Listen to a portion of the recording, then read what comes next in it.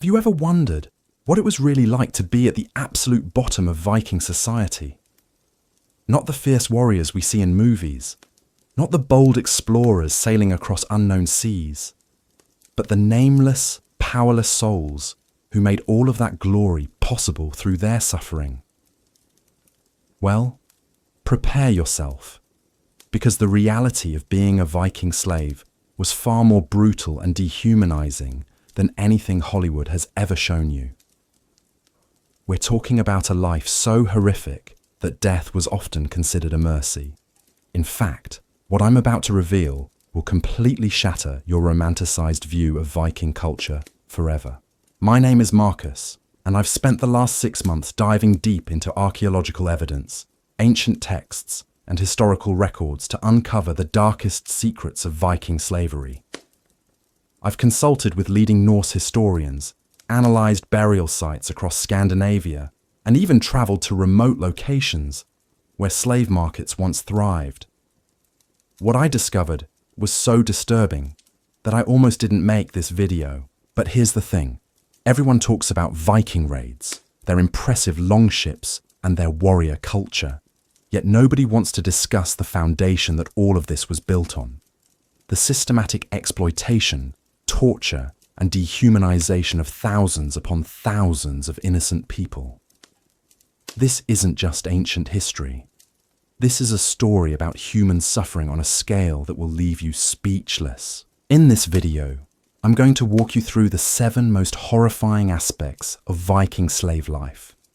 We'll explore how people became slaves, what their daily existence looked like, and why death was often their only escape. I'll show you archaeological evidence that proves just how widespread and brutal this system really was. And by the end, you'll understand why being a Viking slave was quite literally a fate worse than death. But before we dive into this dark chapter of history, let me give you some context that will make everything else make sense. The Vikings weren't just raiders who occasionally took prisoners. They were the architects of one of the most sophisticated and ruthless slave trading networks in medieval Europe. We're talking about an economy that was fundamentally dependent on human trafficking. Picture this. It's the year 850, and you're a young farmer living peacefully in a small English village.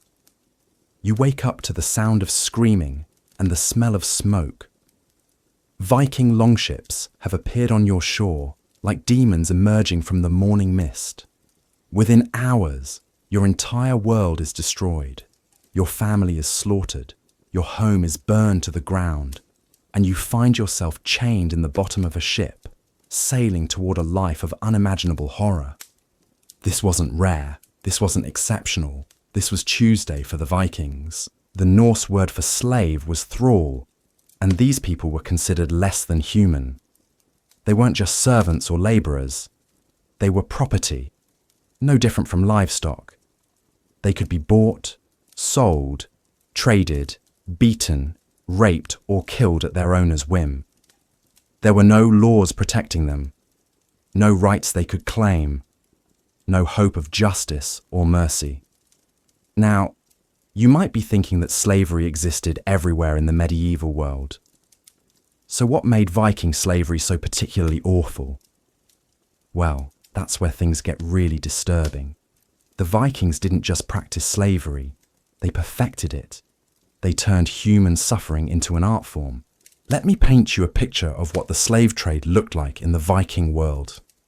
Imagine massive markets in cities like Dublin, York, and Kiev, where human beings were displayed and sold like cattle. Picture Viking merchants examining slaves' teeth, feeling their muscles, checking their health like they were buying a horse. These weren't small operations either. We're talking about thousands of slaves being traded at a single market. The Vikings had specific preferences too. Young women were prized for obvious reasons. Children were valuable because they could be molded and trained from an early age. Strong men were sought after for heavy labor. But here's what's really sick. The Vikings also had a market for what they called exotic slaves. People from different regions, with different skin colors or cultural backgrounds, who could be displayed as trophies of their owners' wealth and power. Archaeological evidence from places like Trelleborg in Denmark shows us just how integrated slavery was into Viking society. Slave quarters have been found in virtually every major Viking settlement. These weren't comfortable servant rooms either. We're talking about cramped, dark spaces barely fit for animals. The remains found in these areas tell a story of malnutrition, disease, and constant physical abuse. But the horror didn't start when slaves reached their final destination. The journey itself was a nightmare beyond imagination. Slaves were packed into the hulls of longships like cargo. They were chained together, given minimal food and water, and forced to endure weeks at sea in their own filth. Many didn't survive the journey. Those who did arrived broken, sick, and psychologically shattered. Think about that for a moment. You're ripped away from everything you've ever known, watched your family die, and then spent weeks in a floating hell, not knowing if you'll live to see another day. And that's just the beginning of your suffering. Once slaves arrived at their destination, they were immediately sorted and evaluated. The strongest men might be sent to work in mines or construction projects. Women often faced a fate that was arguably worse, being forced into domestic servitude that frequently included sexual abuse. Children were sometimes adopted into families. But don't mistake this for kindness. They were being groomed to be the next generation of slaves, completely loyal to their masters because they knew no other life. The daily life of a Viking slave was a constant struggle for survival. They worked from dawn to dusk, 7 days a week, with no rest and no hope of reprieve. Their diet consisted of scraps and leftovers, barely enough to keep them alive and working. They slept on cold floors, wore rags, and were beaten regularly to maintain discipline and fear. But physical suffering was only part of the horror. The psychological torture was equally devastating. Slaves were deliberately separated from anyone who spoke their language or shared their culture. They were given new names, forbidden from practicing their religion, and constantly reminded that they were worthless. The Vikings understood that breaking someone's spirit was just as important as breaking their body. What makes this even more disturbing is how normalized it all was in Viking society. Owning slaves wasn't just accepted, it was a sign of status and wealth. Rich Vikings would compete to see who could own the most slaves or possess the most exotic ones. Slaves were given as gifts at weddings and festivals. They were used as currency in business deals. They were literally treated like objects. The legal system, such as it was, reflected this dehumanization completely. If a slave was injured or killed by someone other than their owner, the compensation paid was for property damage, not for taking a human life. A slave's testimony was worthless in legal proceedings. They couldn't own property, make contracts, or have any say in their own fate. And here's something that will really disturb you. The Vikings had a practice called slave sacrifice during important ceremonies and funerals. When a wealthy Viking died, their slaves would often be killed and buried with them, supposedly to serve their master in the afterlife. But this wasn't a quick, merciful death. Archaeological evidence suggests these sacrifices involved torture and ritual humiliation before the final killing. We know this happened because we found the evidence. Burial sites across Scandinavia contain the remains of people who were clearly slaves, identifiable by their poor health, signs of violence, and the way they were positioned in graves. Some were decapitated. Others showed signs of strangulation or being beaten to death. These weren't warriors who died gloriously in battle. These were innocent people, murdered for the entertainment and spiritual beliefs of their captors. The scale of this brutality is staggering when you really think about it. Conservative estimates suggest that Vikings enslaved hundreds of thousands of people over the course of several centuries. But the real number was probably much higher. Entire communities were wiped out, their populations either killed or enslaved. The demographic impact on places like Ireland, Scotland, and parts of England was catastrophic. What's particularly heartbreaking is that we know the names and stories of virtually none of these victims. History remembers the Viking kings, the famous warriors, the successful raiders, but the countless thousands who suffered and died in slavery remain anonymous, their stories lost forever. They were erased, not just from life, but from memory itself. The Vikings were incredibly efficient at their slave operations too.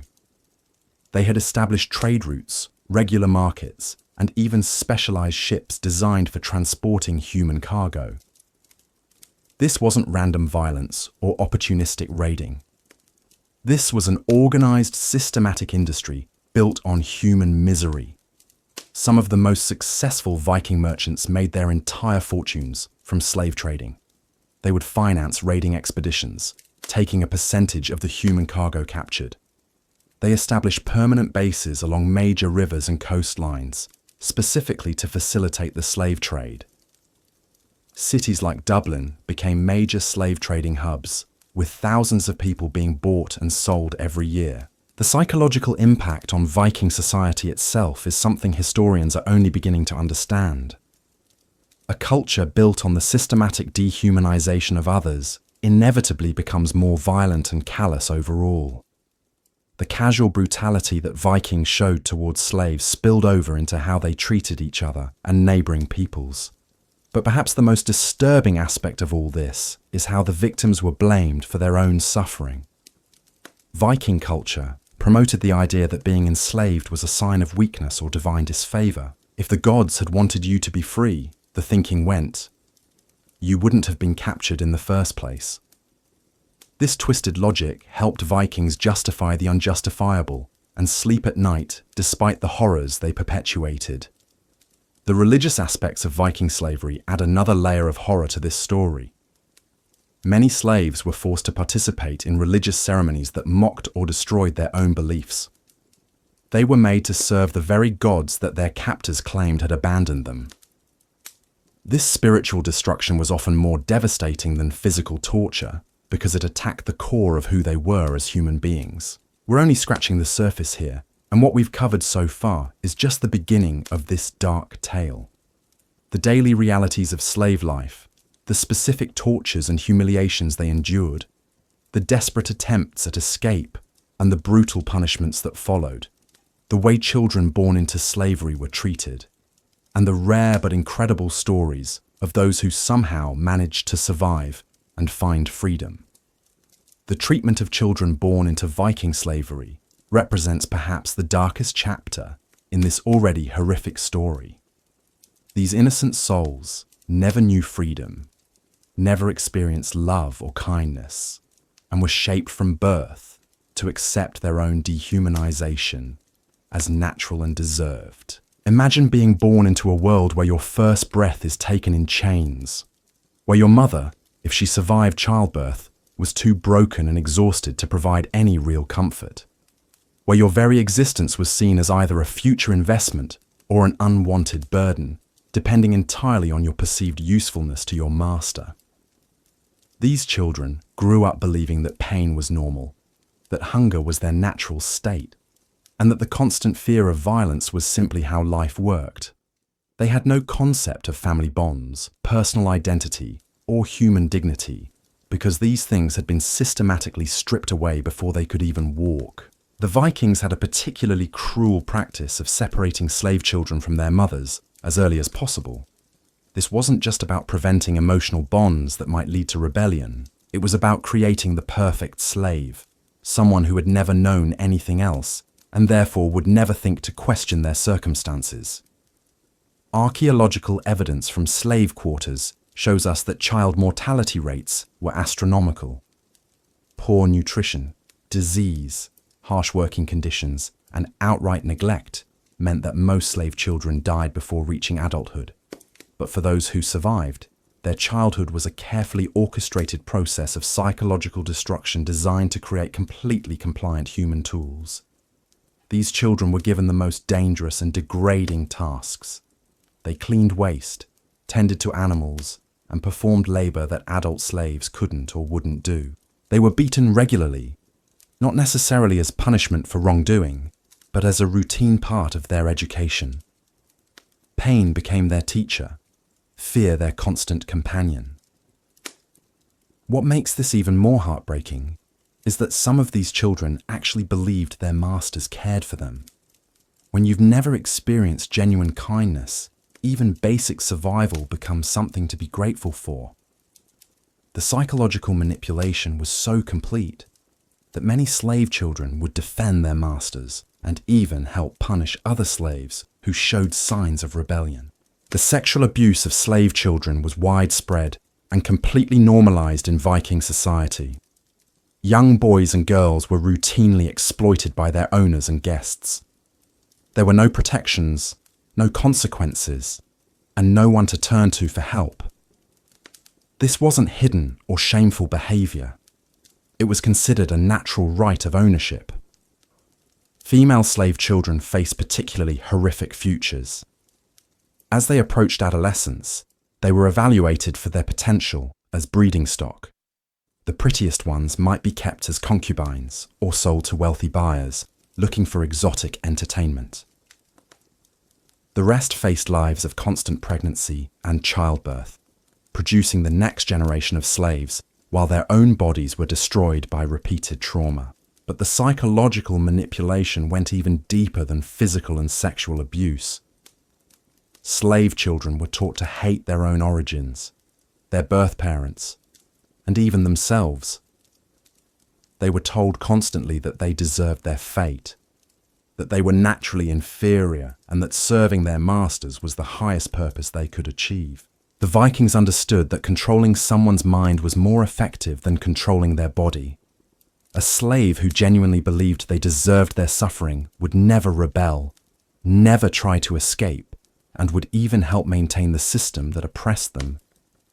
This psychological conditioning was so effective that some slaves, when given opportunities for freedom, would actually choose to remain in bondage because it was all they knew. The educational system for slave children was designed to create specialists in suffering. Different children were trained for different types of servitude based on their perceived strengths and weaknesses. Some were groomed to be domestic servants, others for manual labor, and still others for more specialized roles like entertainment or religious ceremonies. Those selected for domestic service learned to anticipate their master's every need, to move silently through households, and to endure constant scrutiny and criticism. They were taught that their own comfort and well-being were irrelevant, that their sole purpose was to make life easier for their owners. Children destined for manual labor were conditioned to work through pain, exhaustion, and illness. They learned to hide injuries and sickness, because showing weakness could result in being killed as useless. They were taught to compete with each other for the smallest scraps of food or moments of rest, destroying any possibility of solidarity or mutual support. Perhaps the most disturbing specialization was the training of children for religious and ceremonial purposes. Some slave children were specifically prepared to be sacrificed at important events. They were told this was an honor, that dying for their master's spiritual benefit was the greatest service they could provide. The psychological preparation for this ultimate betrayal began years before the actual sacrifice. The rare accounts we have from escaped slaves, or those who were eventually freed, paint a picture of childhood trauma so severe that many never recovered. Even those who gained freedom struggled with basic concepts like making choices for themselves, forming relationships based on mutual respect, or believing they deserved happiness and dignity. The impact on families was equally devastating. When Viking raiders struck a community, they didn't just destroy individual lives. They obliterated entire family lines, cultural traditions, and social structures that had existed for generations. Children who might have grown up to be leaders, artists, or innovators instead became broken tools in service of their captors. The Vikings also practiced a form of cultural genocide through their treatment of slave children. These young people were forbidden from learning their native languages, practicing their ancestral religions, or maintaining any connection to their heritage. Within a single generation, entire cultures could be wiped from memory. Some of the most heartbreaking archaeological finds are children's graves in slave quarters. These small remains show evidence of malnutrition, untreated injuries, and signs of violent death. But what's most disturbing is how these children were buried without ceremony, without grave goods, without any recognition of their humanity. They were discarded like broken pottery. The psychological scars extended beyond the immediate victims too. Viking children who grew up in households with slaves learned to see other human beings as objects from an early age. This normalized violence and dehumanization created a cycle where each generation became more callous and brutal than the last. The economic calculations surrounding slave children reveal the cold, calculating nature of this system. Masters kept detailed records of which slaves were most productive, which bloodlines produced the strongest workers, and which children showed the most promise for different types of service. Human beings were reduced to livestock breeding programs. Female slaves who produced children were sometimes given slightly better treatment, not out of kindness, but to protect the investment. However, this came with its own horrors. These women were often forced to breed with specific male slaves to produce desired traits, with no regard for their own feelings or desires. The separation of families was used as a constant threat to maintain control. Slave parents knew that any act of defiance could result in their children being sold away or killed. This created a climate of absolute terror, where even the strongest-willed individuals were broken by their love for their offspring. Children who showed any signs of intelligence or leadership potential were either killed immediately or subjected to especially brutal conditioning designed to crush their spirit completely. The Vikings understood that allowing natural leaders to develop among their slave population could lead to organized resistance. The few documented cases of slave children who managed to escape or gain freedom reveal the incredible psychological damage this system inflicted. Many struggled with survivors' guilt, wondering why they had been spared when so many others suffered and died. They often had difficulty forming normal relationships or trusting anyone, having learned from birth that other people were sources of pain and betrayal. What's particularly chilling is how efficiently this system operated. The Vikings had perfected the art of breaking human beings down to their most basic survival instincts and then rebuilding them as perfect slaves. This wasn't random cruelty or sadistic entertainment. This was systematic, calculated dehumanization designed to create maximum compliance with minimum resistance. The religious justifications for treating slave children this way were deeply embedded in Viking culture.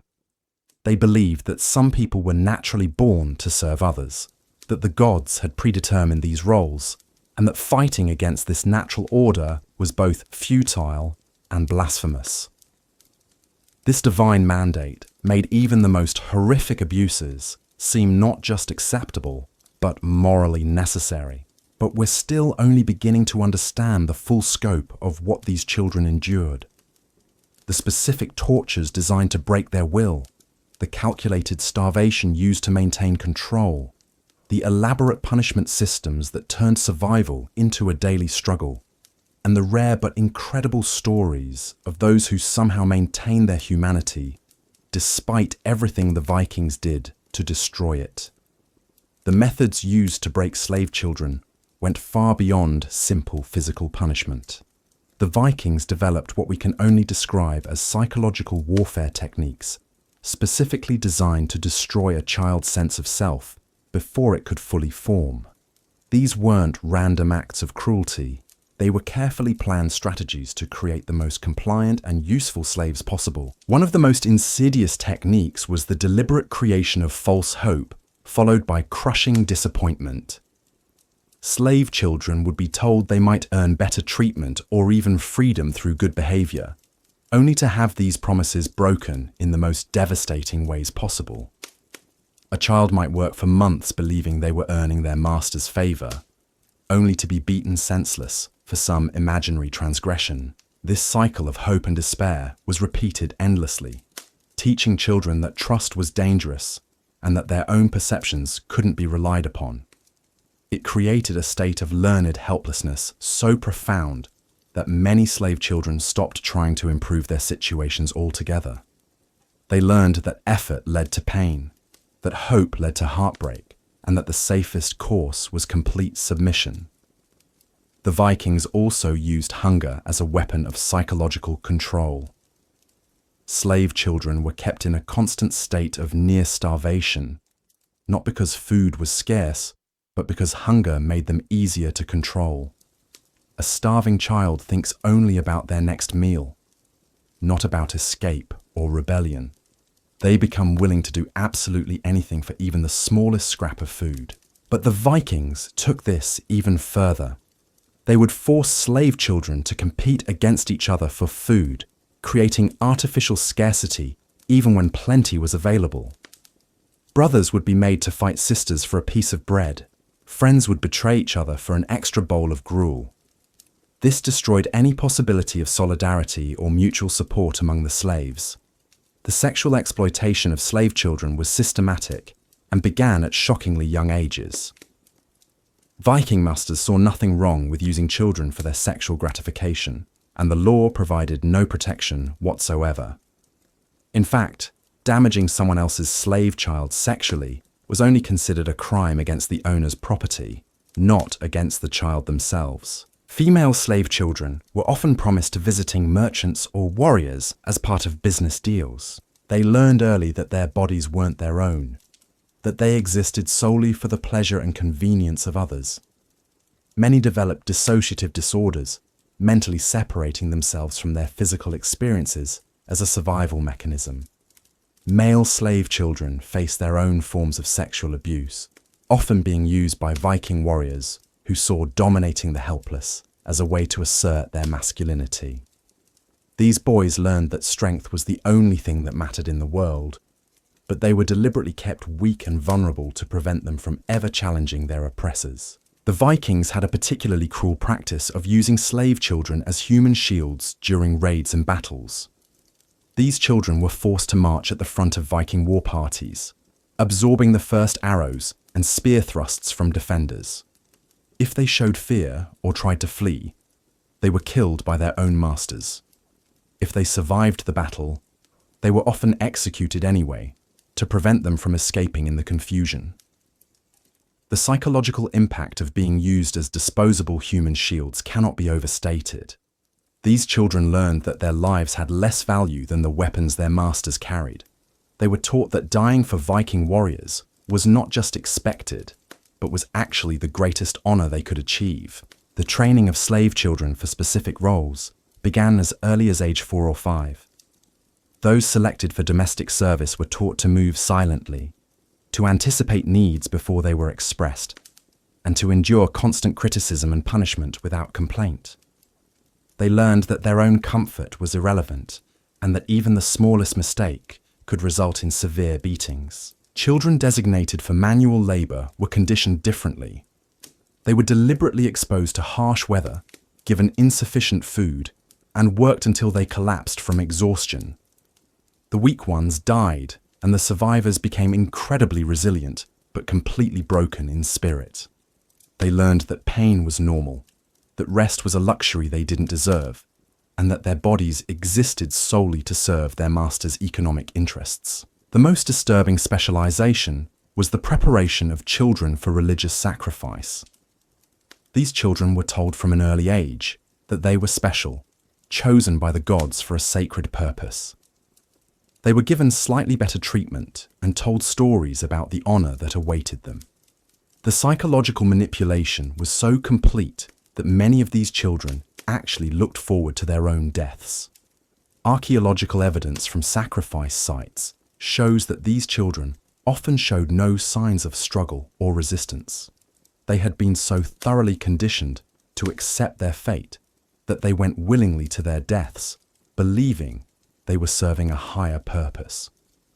The level of psychological control required to achieve this is almost beyond comprehension. The Vikings also practiced a form of intellectual stunting designed to prevent slave children from developing critical thinking skills. These children were forbidden from asking questions, from expressing curiosity about the world around them, or from showing any signs of independent thought. Creativity and imagination were beaten out of them at the earliest possible age. Education, such as it was, focused entirely on obedience and service.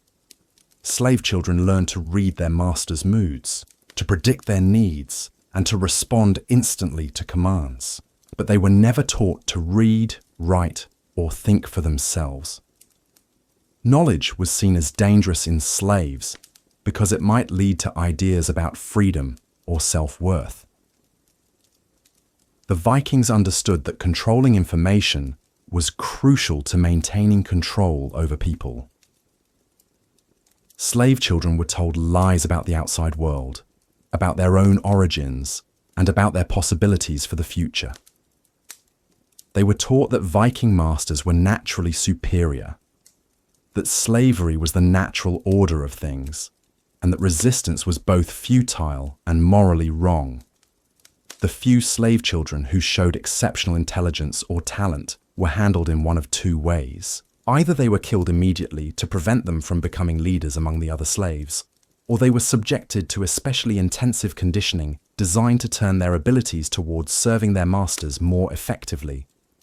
Some of the most tragic cases involved children who were clearly gifted artists, musicians, or storytellers. Instead of being allowed to develop these talents for their own fulfillment, they were forced to use their abilities solely for their master's entertainment.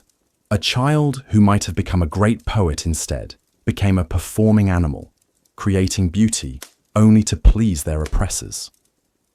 The impact on families was calculated and devastating. Viking raiders specifically targeted pregnant women and small children because they understood that destroying the next generation was the most effective way to eliminate resistance. When communities were raided, children were often killed in front of their parents to maximize psychological trauma before the adults were enslaved. Pregnant slave women faced particularly horrific treatment. They were forced to work until the moment of birth, given no medical care, and expected to return to full duties immediately after delivering. If the child was deemed healthy and useful, it would be taken away within days. If it showed any signs of weakness or defect, it was killed immediately. The separation of mothers and children was used as a constant threat to maintain control. Slave mothers knew that any act of defiance could result in their children being sold away, tortured, or killed. This created a climate of absolute terror where even the strongest-willed individuals were paralyzed by their love for their offspring. The Vikings developed elaborate systems for tracking slave bloodlines and breeding patterns. They kept detailed records of which combinations produced the strongest workers, the most attractive concubines, or the most compliant servants. Human beings were reduced to breeding stock, with no consideration given to their feelings, desires, or basic humanity. Children born from these forced breeding programs faced unique psychological challenges. They often didn't know who their real parents were, had no sense of family identity, and struggled with questions about their origins that could never be answered. This rootlessness made them even more dependent on their masters for any sense of belonging or purpose. The religious indoctrination of slave children was particularly insidious. They were taught that their suffering was divinely ordained, that their masters were blessed by the gods, and that accepting their fate was the only path to any kind of spiritual salvation. This spiritual manipulation was often more effective than physical torture in creating compliant slaves. The Vikings told slave children stories about their own gods and heroes, but always from the perspective that they were naturally excluded from this divine favor. They learned that Odin and Thor cared only for Viking warriors, that Valhalla was forever closed to them, and that their only hope for any kind of afterlife was through faithful service to their masters. The psychological techniques used to break slave children were so effective that many never recovered, even if they eventually gained freedom. Former slave children who escaped or were freed often struggled with basic life skills, like making decisions, forming relationships, or believing they deserved happiness and dignity. The few documented accounts we have from escaped slave children reveal the incredible psychological damage this system inflicted. Many suffered from what we would now recognize as severe PTSD, chronic depression, and anxiety disorders. They had nightmares, flashbacks, and an inability to trust other people that lasted for their entire lives. Some former slave children became so institutionalized that they actually returned to slavery voluntarily because freedom was too overwhelming and frightening. They had been so thoroughly conditioned to depend on their masters for every decision that independence felt impossible and terrifying. The Vikings also used slave children as informants against other slaves. Children were rewarded for reporting escape attempts, expressions of dissatisfaction, or any signs of rebellion among the adult slave population. This created an atmosphere of suspicion and mistrust that made organized resistance nearly impossible. These child informants faced a terrible psychological burden. They were forced to betray the very people who might have shown them kindness or protection in exchange for slightly better treatment from their oppressors. Many developed severe guilt and self-hatred that haunted them for the rest of their lives. The economic calculations surrounding slave children reveal the cold, calculating nature of this entire system. Masters kept detailed cost-benefit analyses of different types of slave children, tracking which ones were most profitable to maintain and which should be disposed of as unprofitable investments. The training costs, feeding expenses, and expected productive lifespan of slave children were all factored into purchasing and breeding decisions. Human beings were reduced to economic equations, with their value calculated solely in terms of their potential to generate profit for their owners. But perhaps most disturbing of all was how normalized this treatment had become in Viking society. Adults who had grown up around slave children saw nothing wrong with this system because it was all they had ever known. The psychological damage extended far beyond the immediate victims to corrupt the entire culture. Viking children who grew up witnessing this systematic brutality learned to see extreme violence as completely normal. They watched slave children their own age being beaten, starved, and abused, and this became their baseline for how the world worked. This normalized cruelty created generation after generation of increasingly callous individuals who saw nothing wrong with inflicting unimaginable suffering on other human beings. The psychological conditioning went both ways too. Viking children learned that showing mercy or compassion towards slaves was a sign of weakness that would be punished by their own families and communities.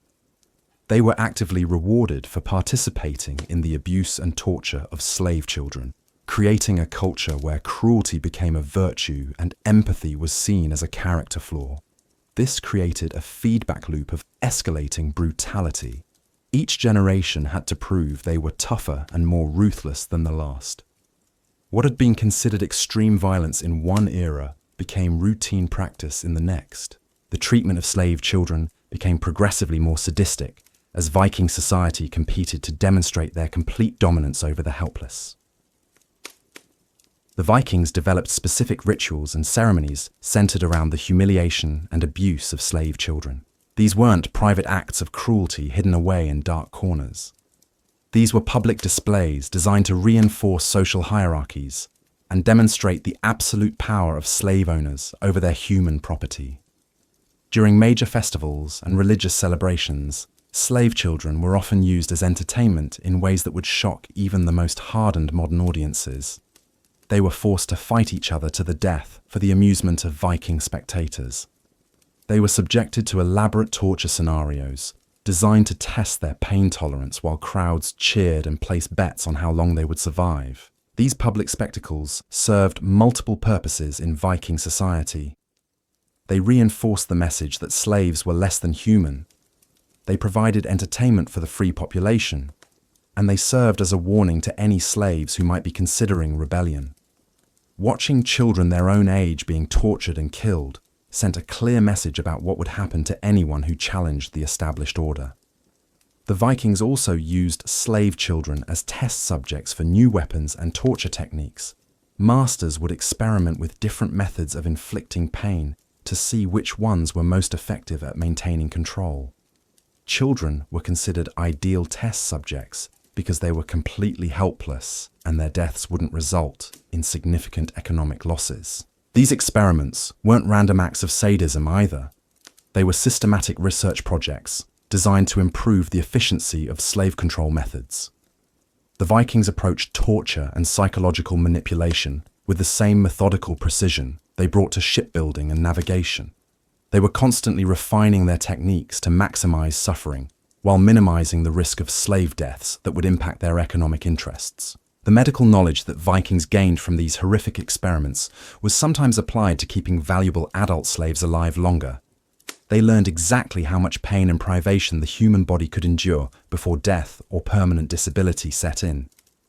This knowledge allowed them to push their slaves right to the edge of survival, without crossing the line into unprofitable mortality. The religious justifications for these practices became increasingly elaborate and sophisticated over time. Viking priests and spiritual leaders developed complex theological arguments explaining why slave children deserved their suffering and why inflicting this suffering was actually a form of divine service. These religious leaders taught that the gods themselves demanded the subjugation and torture of inferior peoples. They claimed that showing mercy to slaves was actually an act of blasphemy that would anger the gods and bring misfortune to the entire community. This divine mandate made even the most reluctant Vikings feel obligated to participate in the systematic abuse of children. The spiritual corruption went even deeper than simple justification, though. Some Viking religious practices actively required the torture and sacrifice of slave children as offerings to their gods. These weren't occasional rituals either. Some communities practiced regular child sacrifice as part of their normal religious calendar. The children selected for these sacrifices were often told they should feel honored to be chosen. They were subjected to elaborate preparation rituals designed to make them compliant and willing participants in their own deaths. The psychological manipulation required to convince a child that being tortured to death was actually a privilege demonstrates the sophisticated understanding Vikings had of human psychology. Archaeological evidence from these sacrifice sites reveals the incredible cruelty involved in these religious murders. Children were often subjected to prolonged torture before being killed, apparently as part of the ritual requirements. Some show signs of being slowly dismembered while still alive. Others were burned, drowned, or buried alive as offerings to different gods. What makes these religious sacrifices even more disturbing is that they were often performed by Viking priests, who genuinely believed they were performing acts of spiritual service. This wasn't cynical manipulation or sadistic entertainment. These were individuals who had convinced themselves that torturing children to death was actually a form of divine worship.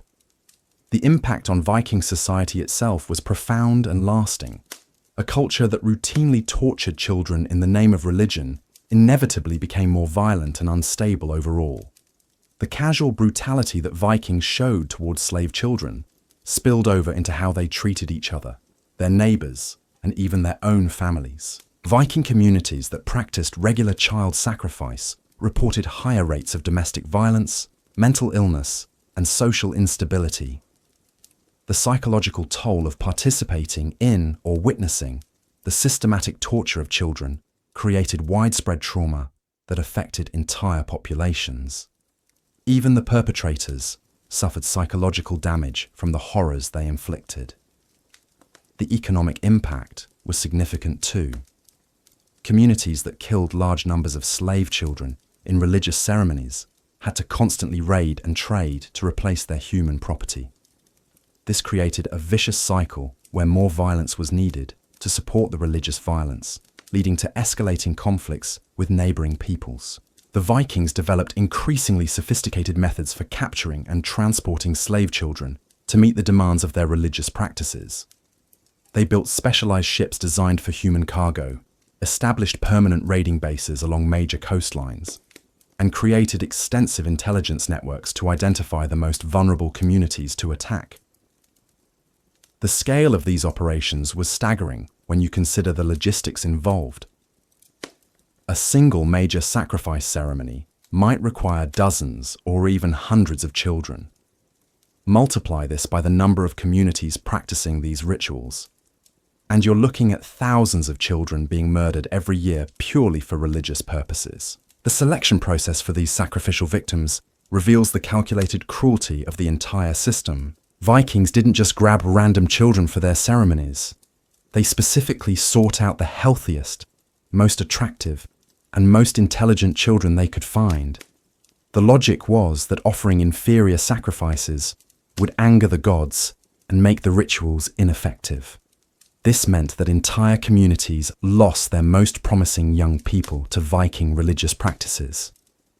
The demographic impact was catastrophic, not just in terms of immediate deaths, but in terms of lost potential. Children who might have grown up to be leaders, innovators, or cultural preservers instead became ritual murder victims. The training and preparation of children for sacrifice was itself a form of extended torture.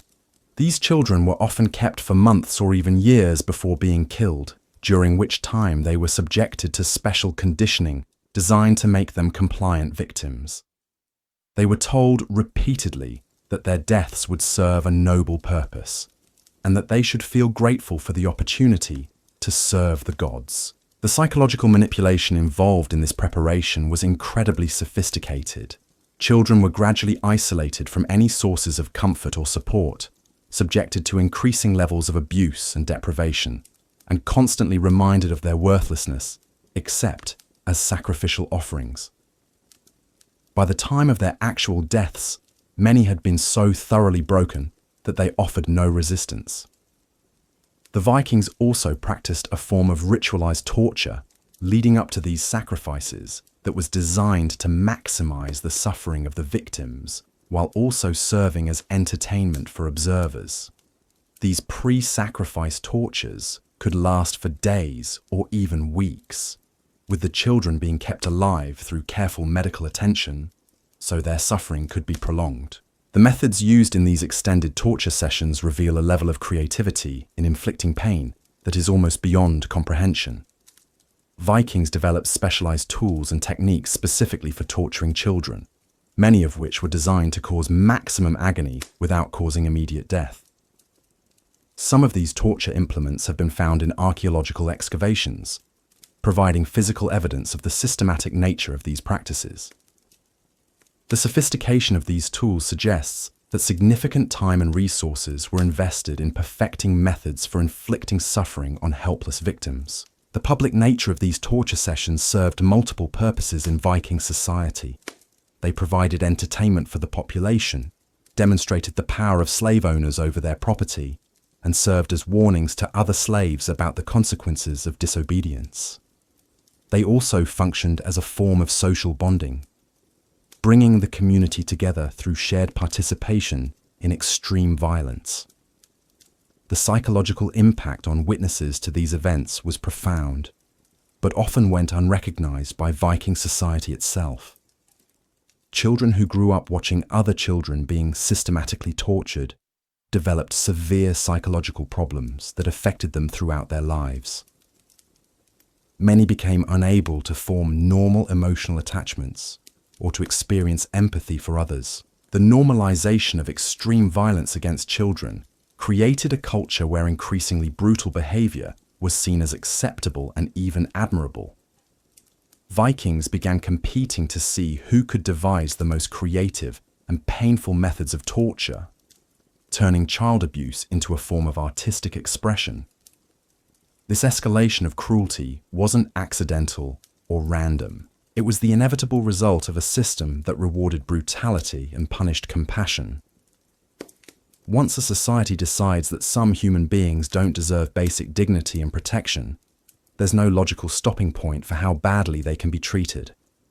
The Vikings understood this dynamic and deliberately cultivated it as a way of maintaining social control.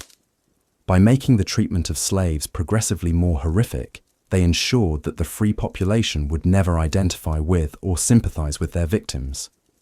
The greater the gap between the treatment of free people and slaves, the more secure the system became. The economic calculations behind these practices reveal the cold, rational thinking that guided even the most apparently irrational violence. Every aspect of slave treatment, including the most sadistic torture and murder, was ultimately justified in terms of its contribution to maintaining the overall system of exploitation. The Vikings conducted what we might recognize today as cost-benefit analyses of different torture and execution methods. They evaluated which techniques were most effective at deterring rebellion, which ones provided the most entertainment value for the free population, and which ones could be performed most efficiently with available resources. This systematic approach to cruelty extended to every aspect of how slave children were treated. Nothing was left to chance or individual whim. The Vikings had developed comprehensive manuals and training programs for slave owners, teaching them the most effective methods for breaking children's spirits and maintaining long-term control. The sophistication of these psychological control techniques rivals anything developed by modern totalitarian regimes. The Vikings understood principles of behavioral conditioning, trauma bonding, and learned helplessness centuries before these concepts were formally identified by psychologists. They knew exactly how to alternate between extreme cruelty and small mercies to create psychological dependence in their victims. They understood how to use isolation, sleep deprivation, and malnutrition to break down mental resistance. They had mastered techniques for turning victims against each other to prevent organized resistance.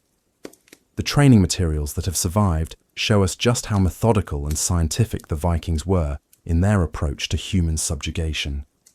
These weren't the random acts of primitive barbarians. These were the carefully planned strategies of a sophisticated civilization that had chosen to base its prosperity on the systematic exploitation of human suffering. The impact of this system extended far beyond the immediate victims to affect entire regions and cultures for generations. Communities that were repeatedly targeted by Viking slave raids never fully recovered from the demographic and psychological damage. The constant threat of having their children stolen and tortured created a climate of fear that stunted cultural and economic development.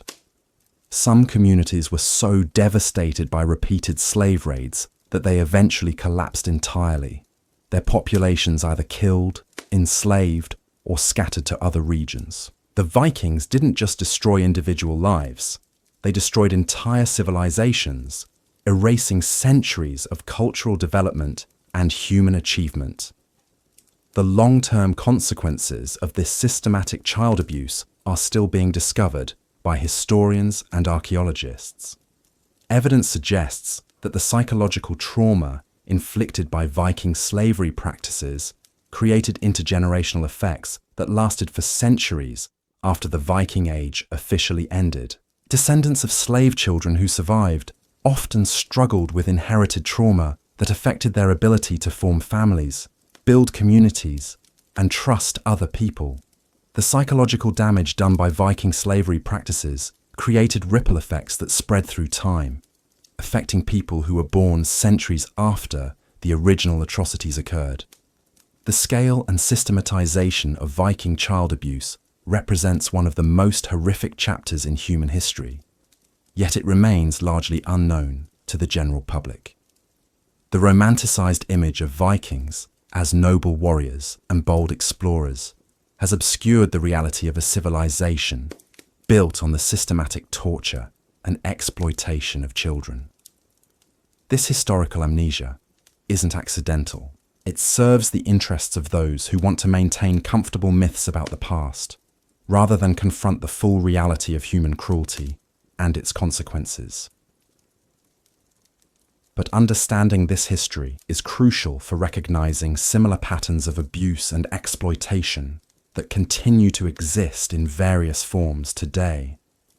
The techniques and justifications developed by Viking slave owners have been replicated throughout history by other systems of oppression. The psychological manipulation, the religious justifications, the economic calculations, and the systematic dehumanization all follow patterns that can be recognized in later historical atrocities. By studying how Viking society managed to convince itself that torturing children was not only acceptable, but actually noble and necessary, we can better understand how similar systems of oppression develop and maintain themselves. The Vikings weren't uniquely evil. They were ordinary people who became capable of extraordinary cruelty through systematic conditioning and cultural reinforcement. The children who suffered and died in Viking slavery deserve to be remembered not just as anonymous victims, but as individual human beings who had hopes, dreams, and potential that was stolen from them. Each one represented a unique life that was cut short, a family that was destroyed, and possibilities that were never allowed to flourish. Their stories remind us that behind every system of oppression are real people suffering real consequences.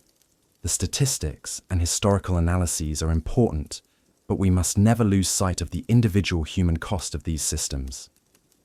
Every child who died in Viking slavery was someone's daughter or son, someone who might have grown up to make important contributions to human civilization if they had been allowed to live free. The legacy of Viking slavery extends far beyond the medieval period. The techniques of psychological manipulation, the justifications for treating some humans as less than others, and the systematic nature of the exploitation all provided blueprints that would be used by later oppressive systems throughout history. Understanding this history is not about assigning blame to modern people for ancient crimes. It's about recognizing the patterns and warning signs that can help us identify and resist similar systems of oppression before they become fully established. The Vikings weren't monsters from another species. They were humans like us, which means we have the capacity for both their cruelty and their victims' resilience. The archaeological evidence continues to reveal new details about the extent and nature of Viking slavery practices. Recent excavations have uncovered slave quarters, torture implements, and burial sites that provide increasingly clear pictures of what life was really like for these forgotten victims. Each new discovery adds to our understanding of how this system operated and how it affected both victims and perpetrators. The physical evidence corroborates and often exceeds the horror described in historical accounts, suggesting that the reality was even worse than the already terrible stories that have survived. But we're still only beginning to understand the full scope of what these children endured and how their suffering shaped the world they lived in. There are layers of horror we haven't even begun to explore yet, and stories of both unimaginable cruelty and incredible resilience that remain to be told. The methods Vikings used to transport slave children reveal another dimension of calculated cruelty that goes beyond simple logistics. These weren't just practical considerations about moving human cargo from one place to another. They were deliberate strategies designed to break children's spirits before they even reached their final destinations. Picture this scenario. You're a 7-year-old child who just watched your parents get slaughtered in front of you. You're thrown into the bottom of a longship with dozens of other terrified children, chained together like animals. The space is so cramped, you can barely move. The air is thick with the stench of human waste, vomit, and fear. And this nightmare voyage is going to last for weeks. The Vikings deliberately overcrowded these ships to maximize their profits. But they also understood that the psychological impact of this overcrowding served their purposes perfectly. Children who were pressed together in these horrible conditions couldn't form bonds or provide comfort to each other. Instead, they were forced to compete for the smallest scraps of space, air, and food. The feeding system during these voyages was designed to create maximum desperation and conflict among the children. Food wasn't distributed equally or fairly. Instead, it was thrown into the cargo hold, like slop being fed to pigs, forcing the children to fight each other for survival. Stronger children learned to take food from weaker ones, while weaker children learned that their only hope was complete submission to those with more power. This wasn't accidental chaos. This was psychological warfare conducted against children who were already traumatized beyond imagination. The Vikings understood that children who spent weeks fighting each other for basic survival would arrive at their destinations already conditioned to see other slaves as competitors rather than potential allies. The waste disposal systems on these ships reveal another layer of calculated humiliation. Children were not provided with any sanitary facilities whatsoever. They were forced to relieve themselves where they lay, creating conditions that were not just physically unbearable, but psychologically devastating for children who had been raised with normal concepts of dignity and cleanliness. The Vikings knew that forcing children to live in their own filth would break down their sense of self-worth and human dignity. Children who had to endure weeks of this treatment arrived at their destinations already believing they were dirty, worthless creatures who deserved whatever treatment they received. The medical care provided during these voyages was minimal and strategic. Vikings would treat injuries or illnesses only if they threatened the economic value of their cargo. A child with a broken bone might receive crude medical attention, but only to prevent permanent disability that would reduce their sale price. A child with a fever would be given water only if their death seemed imminent and economically inconvenient. But the Vikings also deliberately allowed certain types of suffering to continue because they served their psychological purposes. Children with infected wounds, persistent coughs, or other painful but non-fatal conditions were left to suffer because their misery helped maintain the climate of fear and desperation that kept all the children compliant. The sleeping arrangements were designed to maximize discomfort and prevent any sense of security or rest. Children were chained in positions that made comfortable sleep impossible. They were packed so tightly together that turning over required coordinating with multiple other children.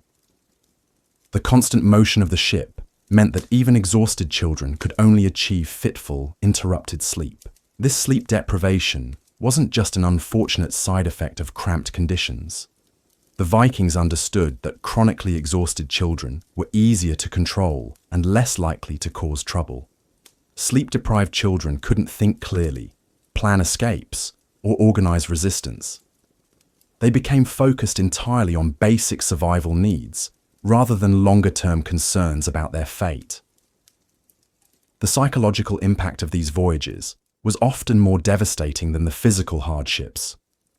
Children who survived the journey frequently arrived at their destinations in states of complete mental breakdown.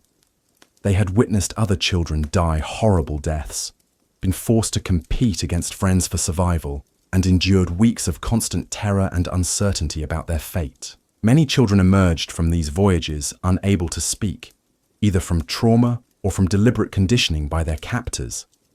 Vikings sometimes cut out the tongues of children who spoke languages they didn't understand, both to prevent communication among slaves and to reduce their value if they were planning to sell them to buyers who preferred silent servants. The arrival process at slave markets was designed to complete the psychological destruction that had begun during the voyage. Children were cleaned up just enough to make them presentable for sale, but this wasn't an act of mercy. It was purely economic calculation designed to maximize their market value. The cleaning process itself was often traumatic and humiliating. Children who had been living in filth for weeks were scrubbed raw with harsh brushes and caustic soaps. Their hair was cut or shaved off entirely, both for hygiene reasons and to remove any remaining traces of their individual identity. They were given crude clothing that marked them clearly as slave merchandise. The inspection process that potential buyers conducted was designed to be as dehumanizing as possible. Children were examined like livestock, with buyers checking their teeth, feeling their muscles, and looking for signs of disease or defect. This physical examination was often accompanied by crude comments about the children's appearance, abilities, and potential uses. Female children face particularly invasive examinations designed to assess their reproductive potential and sexual appeal. These examinations were conducted in full view of other buyers and often involved inappropriate touching that constituted sexual abuse. The Vikings saw nothing wrong with this treatment because they genuinely didn't consider these children to be fully human. Male children were evaluated primarily for their potential as laborers, but they also faced sexual examination and abuse. Boys who showed signs of developing strength were seen as valuable for manual labor, while those who remained small and weak might be purchased for different purposes that were equally horrific. The auction process itself was a final act of dehumanization that completed the transformation of children into property. They were displayed on platforms, described in terms of their physical attributes and potential uses, and sold to the highest bidder without any consideration of their feelings, preferences, or family relationships. Siblings were routinely separated during these auctions, often sold to buyers in different regions who would never allow contact between family members. The Vikings understood that maintaining family bonds among slaves created emotional vulnerabilities that could be exploited by potential rebels or escapees. The prices paid for slave children reveal the cold economic calculations that drove this entire system. Healthy young girls typically commanded the highest prices because of their potential for both labor and reproduction. Boys were valued primarily for their strength and potential lifespan as workers.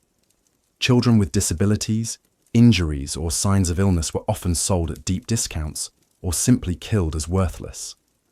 But the Vikings had developed sophisticated pricing models that went far beyond simple physical attributes. They evaluated children's apparent intelligence, their level of trauma and compliance, their cultural background, and even their physical appearance, according to the preferences of different buyer markets. Children from certain regions commanded premium prices because they were considered exotic or particularly attractive by Viking standards. Others were discounted because their cultural background made them more likely to attempt escape or rebellion.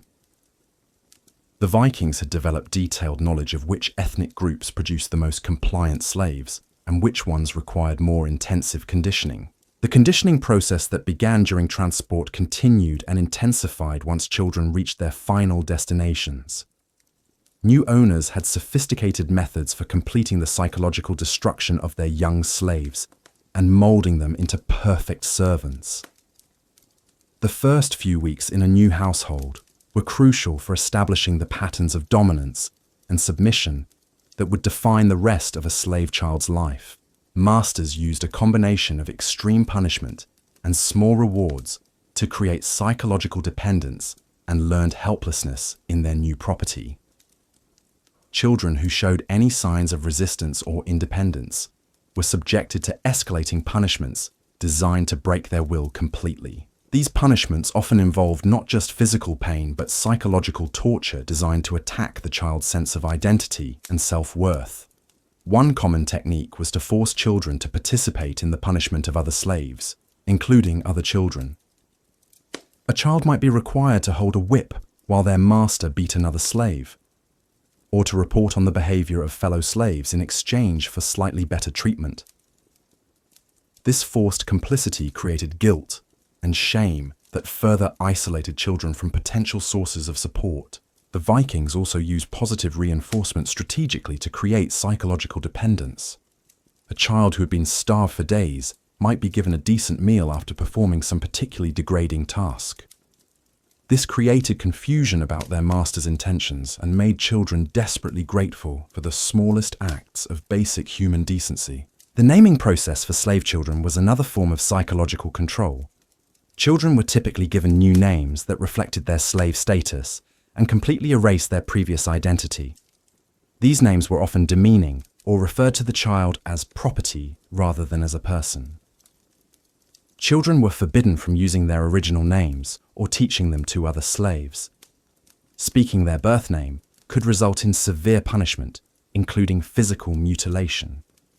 Over time, many children forgot their original names entirely, completing the erasure of their pre-slavery identity. The religious conversion of slave children was mandatory and designed to cut their last psychological ties to their previous lives. Children were forced to participate in Viking religious ceremonies and to renounce whatever gods or beliefs their families had practiced. This religious conversion wasn't just about changing beliefs, it was about destroying the spiritual foundation that might provide comfort or hope to enslaved children. Vikings understood that religious faith could be a source of psychological strength that might enable resistance or rebellion. Children who refused to participate in Viking religious practices faced escalating punishments that could include torture, mutilation, or death. Most eventually complied, but the psychological cost of betraying their family's beliefs added another layer of trauma to their already overwhelming suffering. The educational system for slave children was designed to create specialists in different forms of servitude while ensuring they never developed skills or knowledge that might threaten their master's control. Different children received different types of training based on their perceived aptitudes and their master's needs. Those selected for domestic service learned to anticipate their master's needs, to work silently and efficiently, and to endure constant criticism and abuse without complaint. They were taught that their own comfort and well-being were completely irrelevant, and that their sole purpose was to make life easier for their owners. Children destined for manual labor received conditioning designed to make them capable of working through pain, exhaustion, and illness. They learned to hide injuries and sickness because showing weakness could result in being killed as unprofitable. They were taught to compete with each other for the smallest rewards, while never questioning the system that oppressed them all. The most disturbing specialization was the training of children for entertainment and ceremonial purposes. Some slave children were specifically prepared for roles in religious ceremonies, gladiatorial combat, or sexual entertainment. The conditioning required for these roles was particularly intensive and psychologically damaging. Children being prepared for ritual sacrifice underwent months or years of psychological preparation designed to make them willing participants in their own deaths. They were told that dying for their master's spiritual benefit was the greatest honor they could achieve, and that resistance would anger the gods and bring misfortune to everyone. The Vikings developed elaborate mythologies and stories designed to make slave children accept and even embrace their suffering. These stories always portrayed slavery as natural and divinely ordained, with slaves who accepted their fate being rewarded in the afterlife, while those who resisted faced eternal punishment. Children were required to memorize and recite these stories regularly, reinforcing the psychological conditioning through repetition and public performance. Those who showed insufficient enthusiasm or belief faced punishment that could include starvation, beating, or isolation. The isolation techniques used on slave children were particularly cruel and effective. Children who showed signs of independence or leadership potential were separated from other slaves and kept in solitary confinement for weeks or months at a time. These isolation periods were designed to break down the child's sense of identity and social connection. Children kept alone for extended periods often developed severe psychological problems, including hallucinations, self-harm behaviors, and complete withdrawal from reality. When children were returned to the general slave population after isolation, they were typically broken and compliant. Other slaves learned to fear isolation as one of the worst punishments available, making them more likely to police each other's behavior and report any signs of resistance to their masters. The Vikings also used social manipulation to prevent solidarity among slave children. They deliberately created hierarchies within the slave population, giving slightly better treatment to some children in exchange for helping to control others. These privileged slaves were often the most psychologically damaged because they were forced to betray other children in order to maintain their slightly better position. They lived in constant fear of losing their privileges while feeling guilty about their complicity in the oppression of their fellow slaves. The competitive dynamics created by this system made organized resistance nearly impossible. Instead of working together against their oppressors, slave children were constantly competing with each other for survival and the smallest improvements in their treatment. The Vikings understood that divide and conquer tactics were far more effective than simple brute force for maintaining long-term control over large slave populations. By making slaves police each other, they reduced the need for constant oversight while ensuring that any resistance movements would be discovered and reported before they could become dangerous. The punishment systems used on slave children were designed to serve multiple purposes simultaneously. They provided deterrence against resistance, entertainment for the free population, and psychological conditioning for both the punished child and other slaves who witnessed the punishment. Public punishments were particularly important for maintaining the psychological climate of fear that kept all slaves compliant. Children were forced to watch as their fellow slaves were tortured, mutilated, or killed for various infractions. These public displays served as constant reminders of what would happen to anyone who challenged the system. The Vikings developed specific punishment protocols for different types of infractions. Minor disobedience might result in food deprivation or extra work assignments. More serious resistance could lead to physical beatings, mutilation, or public humiliation. The most severe punishments were reserved for escape attempts or efforts to organize other slaves. The escalating nature of these punishments created a climate where even minor acts of independence became terrifyingly risky. Children learned to police their own behavior constantly, avoiding anything that might be interpreted as resistance or disobedience. The psychological impact of living under this constant threat was devastating. Children developed hypervigilance, anxiety disorders, and learned helplessness that made them incapable of normal social functioning. They became so focused on avoiding punishment that they lost the ability to think about anything else. The Vikings also used collective punishment to prevent solidarity among slave children.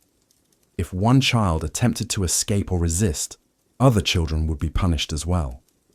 This created tremendous peer pressure against any form of resistance and made children actively discourage each other from taking risks. Collective punishment also served to isolate potential troublemakers from their peer group.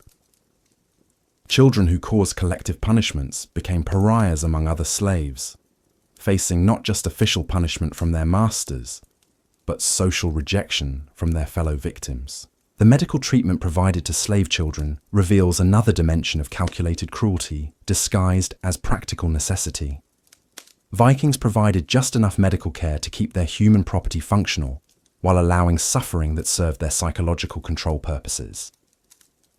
Children with serious injuries or illnesses received treatment only if their conditions threatened to reduce their economic value. A broken bone might be set to prevent permanent disability, but the procedure would be performed without any pain relief as a reminder of the child's powerless status. Minor injuries and illnesses were typically left untreated, both to save costs and to maintain the constant background of physical discomfort that helped keep slaves compliant. Children learned not to complain about pain or sickness, because doing so could result in punishment for malingering. The Vikings understood that chronic pain and illness made children easier to control. Sick children couldn't plan escapes or organize resistance. They were focused entirely on their immediate physical needs, rather than longer-term concerns about freedom or dignity. The reproductive control exercised over slave children was particularly horrific and reveals the long-term planning that went into maintaining the slave system. Female children were monitored carefully for signs of sexual maturity, at which point they became subject to breeding programs designed to produce the next generation of slaves. These breeding programs involved forced mating with selected male slaves, often including their own relatives. The Vikings saw no problem with incest among slaves because they didn't consider slaves to be fully human. The genetic consequences of inbreeding were simply accepted as a cost of maintaining the system. Pregnant slave children received slightly better nutrition and medical care, but only to protect the economic investment represented by their unborn children. They were expected to continue working until the moment of birth and to return to full duties immediately after delivery. Newborn children were typically separated from their mothers within days or weeks of birth.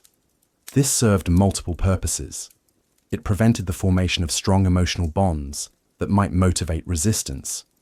It allowed mothers to be used for breeding again more quickly, and it enabled the systematic conditioning of children from the earliest possible age. The psychological impact on mothers who had their children taken away was devastating and intentional. Vikings understood that threatening a mother's children was one of the most effective ways to ensure her compliance. Mothers would endure any amount of personal suffering to protect their children, even when that protection was ultimately futile. The conditioning of children born into slavery began immediately and was even more intensive than the conditioning applied to children who had been captured. These children never knew freedom, never experienced love or kindness, and were shaped from birth to accept their status as natural and inevitable. Children born into slavery often became the most psychologically damaged because they had no memories of better treatment to sustain them. They accepted abuse and degradation as normal because they had never experienced anything else. Many developed severe developmental disorders as a result of this constant trauma.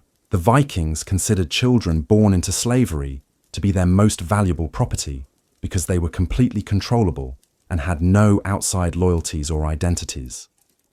These children represented the perfection of the slave system, human beings who had been successfully transformed into willing tools of their oppressors. The intergenerational transmission of trauma created by this system had effects that lasted far beyond the individual lives of the slaves themselves. Children who survived slavery often struggled to form normal relationships or raise healthy families, even if they eventually gained freedom. The psychological patterns learned in slavery, including hypervigilance, emotional numbing, and learned helplessness, were often passed on to subsequent generations. The children and grandchildren of former slaves frequently displayed symptoms of inherited trauma, even though they had never experienced slavery directly. This intergenerational trauma created lasting damage to entire populations and cultures that had been targeted by Viking slave raids. Communities that lost large numbers of children to slavery struggled to maintain their cultural traditions, their social structures, and their economic systems for generations after the raids ended. The Vikings understood that destroying a people's children was the most effective way to eliminate them as a cultural and political entity. By systematically enslaving the young, they prevented the transmission of languages, religions, and social customs that might have sustained resistance to Viking expansion. The demographic impact of child slavery was catastrophic for many regions. Entire communities lost their most promising young people, creating population bottlenecks that affected development for centuries. Some areas never recovered from the losses inflicted by systematic child enslavement. The economic calculations behind child slavery reveal the sophisticated planning and long-term thinking that guided Viking expansion. Children weren't just a byproduct of raiding and conquest. They were often the primary objective, valued more highly than gold, silver, or other traditional forms of wealth. The Vikings developed complex trading networks, specifically designed to move slave children from capture points to markets where they commanded the highest prices. These networks involved permanent infrastructure, including warehouses, transportation systems, and financial arrangements that rivaled anything developed for more traditional forms of commerce. The profits from child slavery funded much of the Viking expansion and exploration that historians typically celebrate.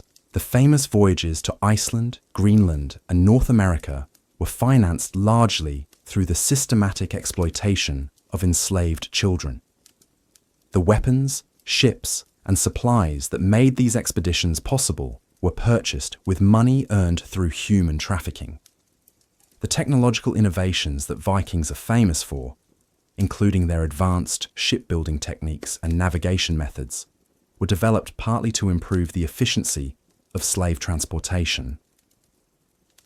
The design of longships was influenced by the need to carry human cargo safely and profitably across long distances. The social structures of Viking society were fundamentally shaped by the availability of slave labor. The warrior culture that historians often admire was possible only because slaves performed the agricultural and domestic work that supported the free population. Without enslaved children to do the basic work of survival, Vikings couldn't have afforded to spend their time raiding and exploring. The artistic and cultural achievements of Viking civilization were similarly dependent on slave labor. The elaborate metalwork, wood carving, and textile production that we admire today were created by enslaved artisans who received no recognition or compensation for their skills and creativity.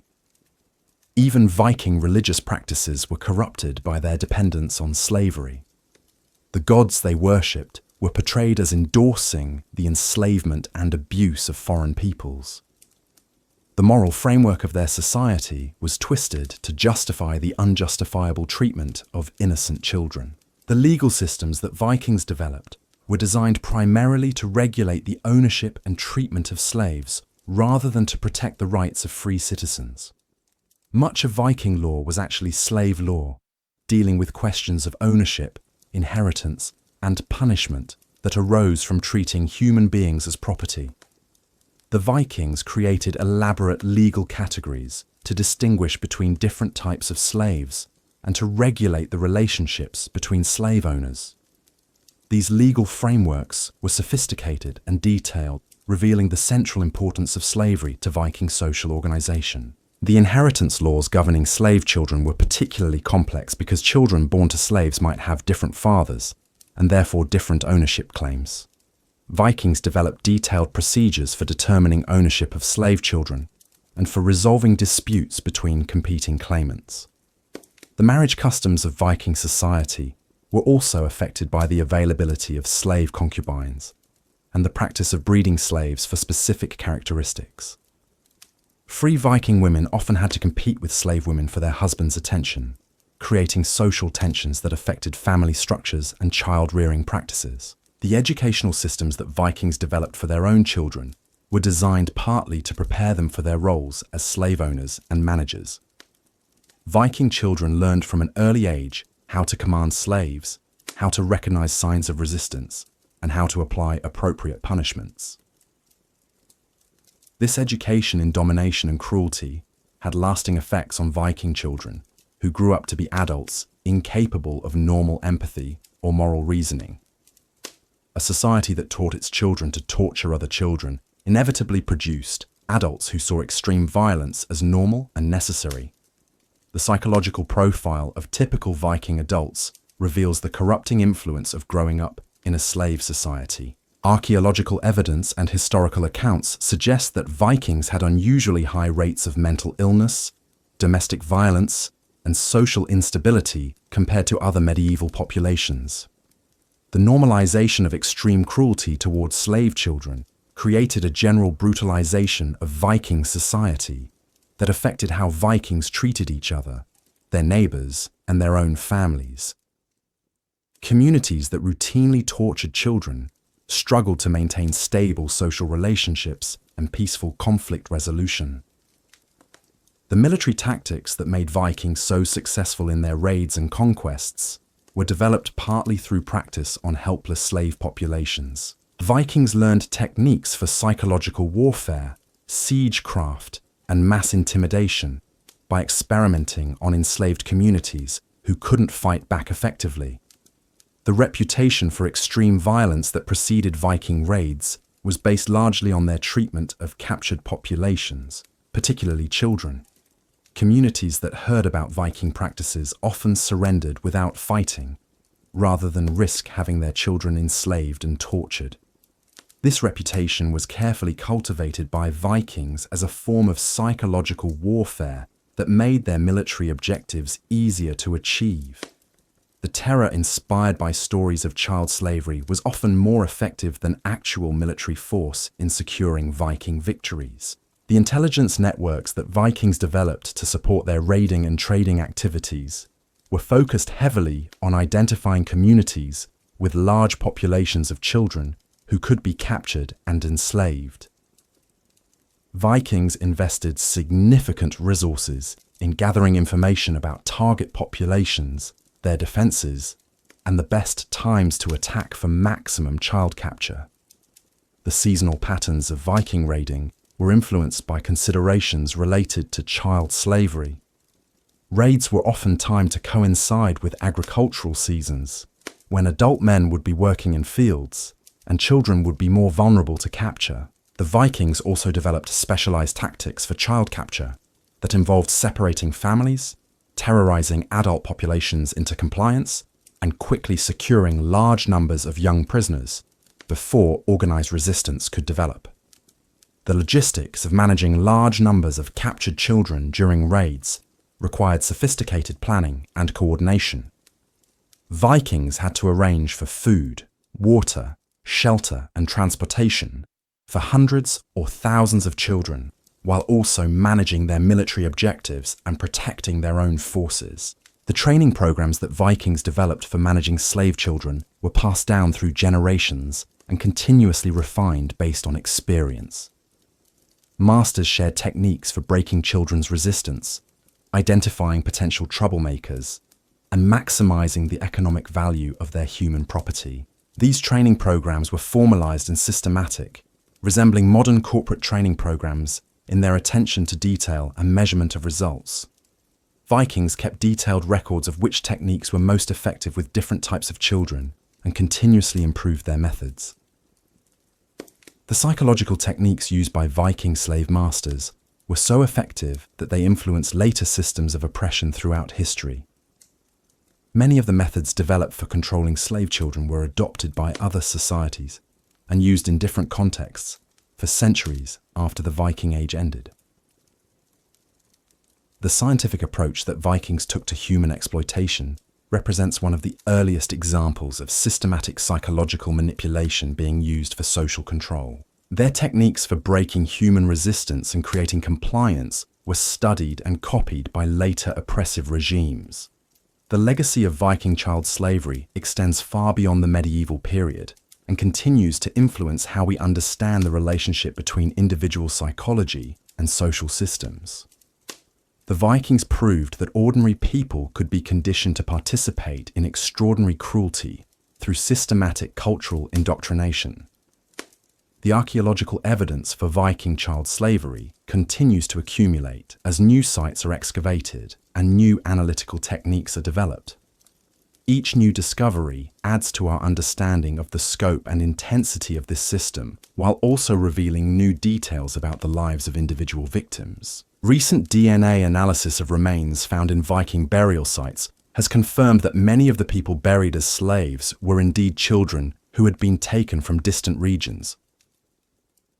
These scientific techniques are allowing historians to verify and expand upon the written records that document Viking slavery practices. The isotope analysis of teeth and bones from slave burials is revealing information about the diets, health conditions, and geographic origins of enslaved children. This scientific evidence is painting an increasingly detailed picture of how the slave system operated and how it affected its victims. Ground-penetrating radar and other non-invasive archaeological techniques are identifying previously unknown slave burial sites and settlements.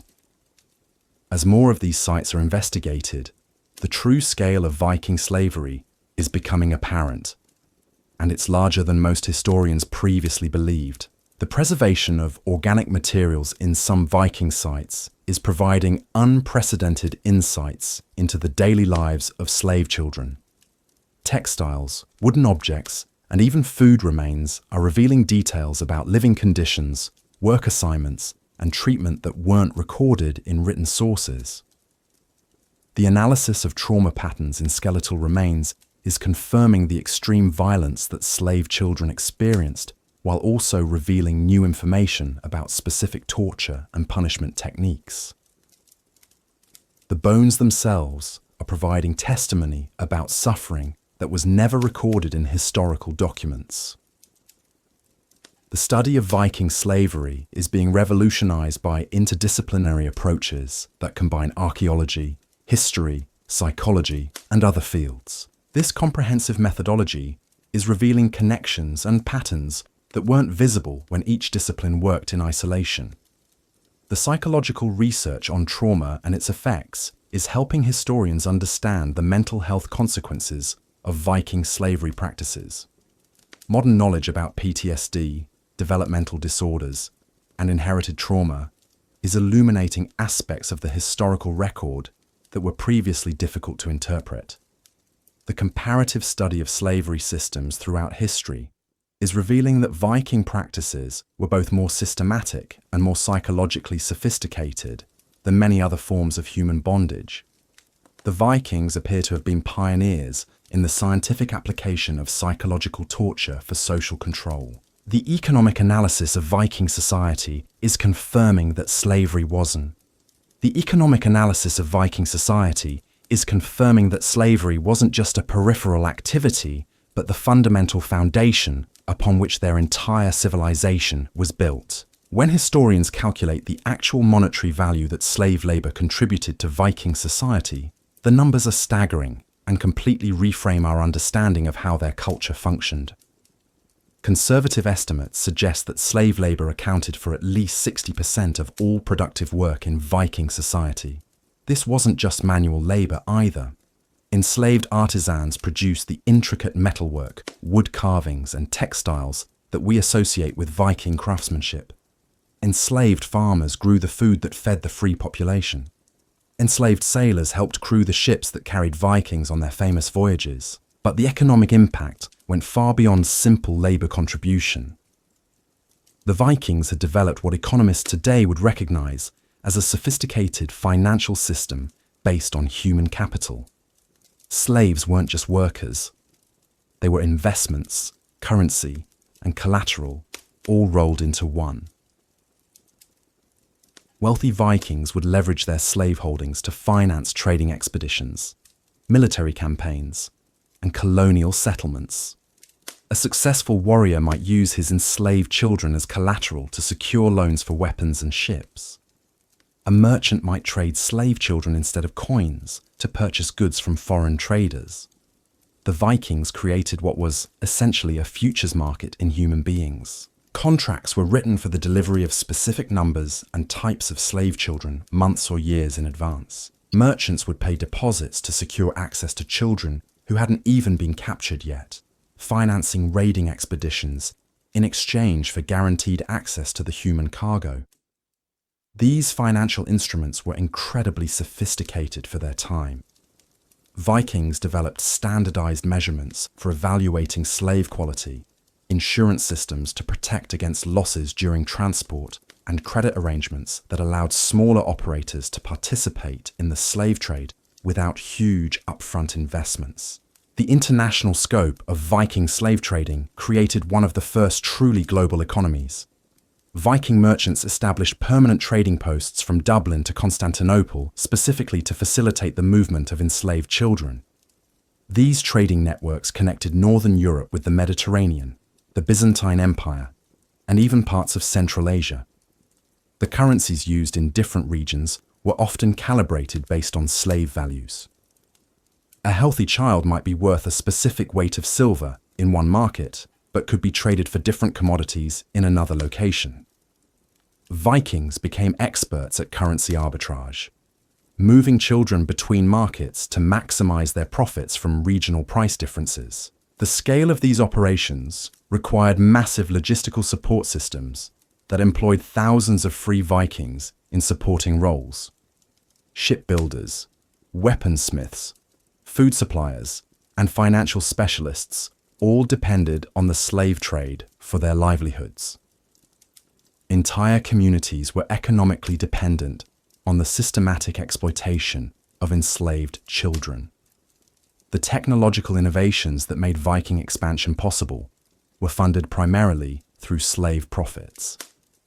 The advanced metallurgy that produced superior weapons, the navigation techniques that enabled long-distance voyages, and the shipbuilding methods that created faster and more seaworthy vessels were all developed using wealth generated through human trafficking. Universities and research institutions of the Viking Age, such as they were, received funding from slave traders who wanted to improve their techniques and expand their markets. Some of the earliest systematic studies of geography, languages, and cultures were conducted to identify new sources of slave children and more efficient methods of capturing and transporting them. The cultural achievements that historians celebrate about Viking civilization were literally built on the backs of enslaved children. The elaborate halls where Vikings held their famous feasts were constructed by slave labor. The golden arm rings and intricate jewelry that symbolized Viking wealth were crafted by enslaved artisans. The epic poems and sagas that preserved Viking culture were composed by storytellers who were supported by slave-generated wealth. Even the religious practices that gave Viking culture its spiritual dimension were corrupted by their dependence on slave labor. The temples where Vikings worshipped their gods were built by slaves. The sacrificial ceremonies that honored their deities required enslaved victims. The priests who conducted these rituals were supported by donations that came primarily from slave trading profits. The gods themselves were reimagined to justify and celebrate the enslavement of children. Odin became not just a wisdom god, but a patron of slave raiders. Thor was portrayed as approving the capture and torture of foreign children. The entire Norse pantheon was reshaped to provide divine sanction for activities that any moral person would recognize as pure evil. The legal frameworks that governed Viking society were designed primarily to facilitate and protect the slave trade, rather than to ensure justice or protect the innocent. The majority of Viking law dealt with questions of slave ownership, inheritance rights in human property, and procedures for resolving disputes between slave traders. The court systems that Vikings established in their settlements existed mainly to adjudicate conflicts related to human trafficking. Judges were typically major slave owners themselves, who had financial interests in maintaining the system. Legal precedents were established that consistently favored slave owners over anyone who might challenge their property rights. The educational systems that Vikings developed were fundamentally shaped by their need to train the next generation of slave masters and traders. Viking children learned arithmetic by calculating the values of different slave children. They studied geography by memorizing the locations of the best slave markets. They practiced negotiation skills by role-playing slave auctions. Young Vikings were taught that successful slave management was the highest form of business skill. The most respected members of society were those who could break the most children, manage the largest slave operations, or devise the most profitable trading arrangements. Cruelty became a virtue that was actively cultivated and rewarded. The social hierarchies within Viking communities were determined largely by slave ownership. A Viking's status wasn't measured primarily by their personal courage in battle or their skill as a craftsman. It was measured by how many enslaved children they owned and how efficiently they could exploit their human property. Marriage arrangements among free Vikings often involved negotiations about slave dowries and the inheritance rights to human property. Wealthy families would arrange marriages specifically to consolidate their slaveholdings and create more powerful trading operations. Children weren't just gaining spouses, they were merging human trafficking businesses. The child-rearing practices of free Viking families were designed to prepare children for their roles as slave owners from the earliest possible age. Viking toddlers were given enslaved children as playmates, teaching them that some humans existed solely for their entertainment and convenience. These early experiences with absolute power over other children had profound psychological effects on Viking youth. They learned that empathy was weakness, that causing suffering was normal, and that their own desires mattered more than other people's lives. This conditioning created adults who were capable of extraordinary cruelty while feeling completely justified in their actions. The competitive dynamics among Viking children often involved contests to see who could devise the most creative punishments for their enslaved playmates. Parents encouraged this behavior as evidence that their children were developing the psychological toughness necessary for successful slave management. Young Vikings who showed reluctance to participate in the abuse of slave children were subjected to ridicule and punishment by their own families. Compassion was literally beaten out of Viking children through systematic conditioning that rewarded cruelty and punished mercy. The coming-of-age ceremonies for young Vikings typically involved demonstrating their ability to break and control enslaved children. A Viking youth might be required to torture a slave child to death as proof of their readiness for adult responsibilities. These ritual murders served as both psychological conditioning and public demonstrations of commitment to the slave system. The military training that prepared young Vikings for their careers as raiders was conducted primarily using enslaved children as practice targets. Viking warriors learned sword techniques by cutting down helpless slave children. They practiced archery by shooting at enslaved targets. They developed tactical skills by conducting mock raids on slave settlements. This training served multiple purposes beyond simple skill development. It desensitized young Vikings to violence against children, taught them to see enslaved people as expendable resources rather than human beings, and created psychological associations between violence and success that would drive their future behavior. The warrior culture that historians often romanticize was fundamentally dependent on a steady supply of enslaved children to serve as practice victims, manual laborers, and sexual outlets. The famous Viking berserkers achieved their legendary ferocity partly through systematic conditioning that involved torturing enslaved children until they became psychologically addicted to inflicting pain. The raiding expeditions that made Vikings famous throughout Europe were planned and executed primarily as slave-gathering operations rather than simple treasure hunts. Gold and silver could be stolen anywhere, but high-quality slave children required careful selection of targets and sophisticated capture techniques. The intelligence networks that Vikings maintained throughout Europe were focused mainly on identifying communities with large populations of healthy children who could be captured and enslaved. Viking merchants traveling as peaceful traders were actually conducting reconnaissance missions to assess the slave potential of different regions. The timing of Viking raids was calculated to maximize child capture while minimizing military resistance. Attacks were often scheduled to coincide with harvest seasons, when adult men would be working in distant fields and children would be concentrated in villages with minimal protection. The routes that Viking ships took were determined largely by slave market considerations rather than simple geographical convenience. Vikings would travel hundreds of miles out of their way to reach markets where enslaved children commanded premium prices or where they could exchange human cargo for particularly valuable goods. The diplomatic relationships that Vikings maintained with other cultures were shaped primarily by slave trading considerations. Vikings allied themselves with societies that could provide enslaved children and made enemies of those who interfered with their human trafficking operations. The conversion of Vikings to Christianity, which historians often portray as a spiritual awakening, was actually motivated largely by economic calculations related to slave trading. Christian rulers controlled access to the most profitable slave markets, and conversion was often the price of admission to these lucrative trading networks. The Christian Viking kings who emerged in later periods didn't abandon slavery. Instead, they developed new theological justifications for enslaving non-Christian children while maintaining their profitable human trafficking operations under religious cover. The archaeological evidence from Christian Viking settlements shows that slave ownership actually increased after conversion rather than decreasing.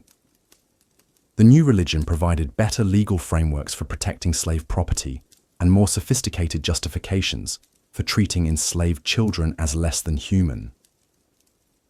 The monetary systems that Vikings developed were calibrated primarily around slave values rather than traditional commodities like gold or silver. The basic unit of currency in many Viking communities was equivalent to the value of a healthy child of specific age and gender. This human-based currency system created economic incentives that drove Viking expansion and exploration far more effectively than simple greed for precious metals. Every new territory represented potential sources of human currency that could fund further expansion and development. The banking systems that emerged in Viking trading centers were designed specifically to facilitate slave transactions. Credit arrangements, insurance policies, and investment opportunities all revolved around the buying, selling, and transportation of enslaved children. The financial instruments that Vikings created were incredibly sophisticated for their time and provided models that influenced later banking developments throughout Europe. Letters of credit, futures contracts, and partnership agreements all had their origins in Viking slave trading operations. The record-keeping systems that Vikings maintained were focused primarily on tracking their human property rather than other forms of wealth. Detailed inventories listed the ages, skills, health conditions, and market values of individual enslaved children, with the same precision that modern businesses track their inventory. These records reveal the systematic nature of Viking slavery operations and provide evidence of the massive scale on which children were bought, sold, traded, and transported. The bureaucratic efficiency of these human trafficking operations rivaled anything developed by modern criminal organizations. The insurance systems that Vikings created to protect their investments in human cargo were among the first commercial insurance policies in European history. Slave traders could purchase protection against losses due to disease, rebellion, escape, or maritime accidents during transportation. These insurance policies created financial incentives for treating enslaved children with just enough care to keep them alive and marketable while still maintaining the psychological control necessary to prevent resistance. The economic calculations were coldly precise and entirely focused on maximizing profits from human suffering. The investment strategies that wealthy Vikings pursued were built around diversified portfolios of human property rather than traditional assets. A successful Viking might own children trained for different types of work, located in different regions, and suited for different market demands. This diversification strategy protected slave owners against market fluctuations while ensuring steady returns on their investments in human beings. The sophisticated financial planning involved in these operations demonstrates the central importance of slavery to Viking economic thinking. The retirement planning that successful Vikings engaged in typically involved accumulating enough enslaved children to provide passive income through their labor and reproductive capacity. The goal was to own enough human property to live comfortably without having to participate directly in raiding or trading. The inheritance laws that governed the transfer of slave property between generations were incredibly detailed and sophisticated. Vikings developed complex legal frameworks for dividing human beings among heirs, resolving disputes over slave ownership, and maintaining family control over human trafficking operations. These inheritance systems created multi-generational slave trading dynasties that maintained their wealth and power through systematic human exploitation spanning centuries. Some Viking families specialized in slave trading for 10 or more generations, accumulating expertise and resources that made them incredibly efficient at their horrific trade. The marriage contracts that wealthy Vikings negotiated often included detailed provisions about slave property, breeding rights, and the management of human trafficking operations. Marriages were essentially mergers of slave trading businesses rather than simple romantic partnerships. The prenuptial agreements that Viking couples signed included provisions for dividing enslaved children in case of divorce, determining custody rights over human property, and maintaining business relationships even if personal relationships failed. The family structures that emerged in Viking society were shaped fundamentally by the need to manage large numbers of enslaved children efficiently. Viking households were essentially small-scale concentration camps designed to extract maximum labor value while maintaining psychological control over human property. The architectural designs of Viking homes and settlements were influenced heavily by the need to house, control, and exploit enslaved children. Archaeological evidence shows that slave quarters were carefully positioned to maximize surveillance while minimizing the possibility of escape or organized resistance.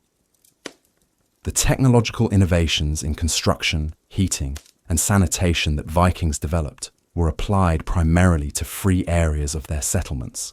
Enslaved children were deliberately housed in conditions that were barely adequate for survival, as part of the psychological conditioning designed to break their spirits The agricultural techniques that Vikings perfected were designed to maximize food production using primarily slave labor while minimizing the resources devoted to feeding enslaved workers. The goal was to extract maximum productivity while keeping operational costs as low as possible. The manufacturing processes that Vikings developed for producing weapons, tools, and luxury goods were built around the assumption of unlimited access to skilled enslaved artisans who could be worked to death and replaced as needed. The quality control systems that Viking craftsmen used involved training enslaved children to perform repetitive tasks with precision while reserving creative and decision-making roles for free workers. This division of labor maximized efficiency while maintaining social hierarchies. The transportation networks that Vikings established throughout their territories were designed primarily to move enslaved children efficiently between capture points, conditioning centers, and final markets. Roads, bridges, and shipping routes were planned around the logistics of human trafficking rather than general commerce. The communication systems that Vikings maintained across their territories were focused heavily on coordinating slave trading operations, sharing information about market conditions, and reporting on the availability of children for capture in different regions. The military strategies that made Viking expansion so successful were built around the systematic capture and exploitation of enslaved children rather than simple conquest and plunder. The goal wasn't just to defeat enemies, but to acquire human resources that could fund further expansion. The colonial settlements that Vikings established in Iceland, Greenland, and North America were economically viable only because they were built using slave labor and supplied with enslaved workers from European markets. Without access to enslaved children, these distant colonies would have failed economically. The exploration voyages that took Vikings to distant shores were financed primarily through slave trading profits and motivated largely by the search for new sources of human cargo. The famous Viking explorers were essentially advanced scouts for human trafficking operations. The cultural exchanges that Vikings had with other civilizations were shaped primarily by slave trading relationships rather than genuine intellectual or artistic curiosity. Vikings were interested in other cultures mainly as sources of enslaved children or as markets for human cargo. The technological transfers that occurred through Viking contact with other societies often involved learning more efficient methods of capturing, transporting, and controlling enslaved populations. Vikings were quick to adopt any innovations that could improve their human trafficking operations. The linguistic influences that Viking contact had on other languages were heavily weighted toward terminology related to slavery, human trafficking, and the systematic exploitation of children. Many of the loanwords that entered other languages from Old Norse were related to various aspects of the slave trade. The artistic influences that Vikings had on other cultures often involved introducing motifs and themes that celebrated the domination and exploitation of enslaved peoples. Viking artistic styles frequently depicted the torture and humiliation of captives as heroic and aesthetically pleasing subjects. The religious influences that Viking contact had on other belief systems often involved spreading theological justifications for slavery and child exploitation. Viking missionaries, such as they were, focused heavily on convincing other peoples that enslaving children was divinely ordained and morally necessary. The political systems that Vikings established in their territories were designed primarily to facilitate and protect slave trading operations, rather than to provide good governance for free populations. Viking law was essentially slave law, focused on regulating the ownership and exploitation of human property. The administrative systems that Vikings created were built around the need to track, manage, and extract value from large populations of enslaved children. The bureaucratic innovations that emerged from these systems influenced later governmental developments throughout Europe. The taxation systems that Viking rulers implemented were designed to extract revenue primarily from slave trading activities, rather than from traditional economic activities, like agriculture or crafts. The wealth that funded Viking civilization came overwhelmingly from human trafficking. The military organizations that Vikings created were structured primarily to support slave raiding operations rather than to provide defense against external threats. The famous Viking warrior culture was essentially a specialized human trafficking organization disguised as a military tradition. The naval technologies that made Viking expansion possible were developed specifically to improve the efficiency of slave transportation. The design features that made longships so effective were optimized for carrying human cargo quickly and safely across long distances. The navigation techniques that allowed Vikings to travel to distant shores were developed partly to identify new sources of enslaved children and to establish new markets for human trafficking. Viking navigation was as much about finding victims as it was about finding treasure. The cartographic knowledge that Vikings accumulated through their travels was focused heavily on mapping populations of potential slave victims, identifying the best routes for human transportation, and locating markets where enslaved children commanded premium prices. The seasonal patterns of Viking activity were determined largely by the logistics of slave trading, rather than by agricultural cycles or weather conditions. Raiding seasons were timed to maximize child capture, while trading seasons were scheduled around market demands for human cargo. The economic cycles that drove Viking expansion and contraction were based primarily on the supply and demand dynamics of slave markets, rather than on traditional economic factors. When slave prices were high, Viking activity increased. When markets were saturated, activity decreased. The demographic patterns of Viking settlement were influenced heavily by the need to maintain access to slave markets and sources of human cargo. Vikings established permanent settlements primarily in locations that facilitated their human trafficking operations, rather than in areas that were optimal for agriculture or defense. The social mobility that existed within Viking society was based almost entirely on success in slave trading, rather than on traditional markers of achievement, like military prowess or artistic skill. The fastest way to advance in Viking society was to become efficient at capturing, breaking, and exploiting enslaved children. The educational opportunities that were available to free Vikings were focused primarily on developing skills related to slave management rather than on broader intellectual or cultural development. Viking schools, such as they existed, were essentially training programs for human traffickers. The professional specializations that emerged within Viking society were built around different aspects of the slave trade rather than around traditional economic activities. Vikings became specialists in child capture, transportation, conditioning, marketing, and various forms of exploitation. The guild systems that Vikings established to regulate different trades were focused primarily on maintaining quality standards in slave-related activities, rather than on protecting workers or ensuring fair competition. These guilds were essentially cartels designed to maximize profits from human trafficking. The apprenticeship programs that trained young Vikings for their careers were built around learning the techniques of slave management rather than traditional crafts or trades.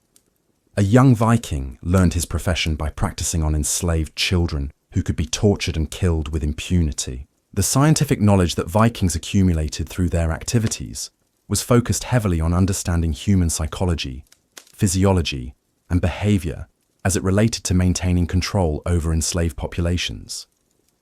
Vikings were pioneers in the systematic study of how to break human beings psychologically.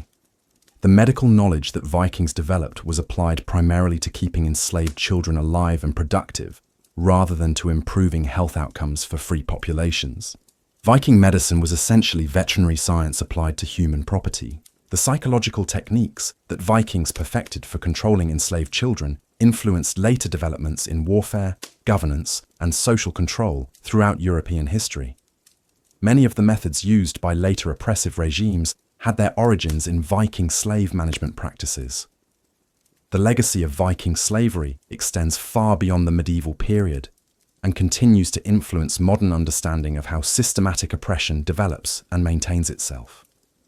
The Vikings created blueprints for human exploitation, that were copied and refined by later civilizations for centuries. The archaeological evidence for the extent and intensity of Viking slavery continues to accumulate as new sites are discovered and new analytical techniques are developed. Each new discovery confirms that the reality was even worse than the already horrific accounts that have survived in historical records. But even with all we've uncovered about the systematic nature of Viking child slavery, we've still only scratched the surface of this dark chapter in human history.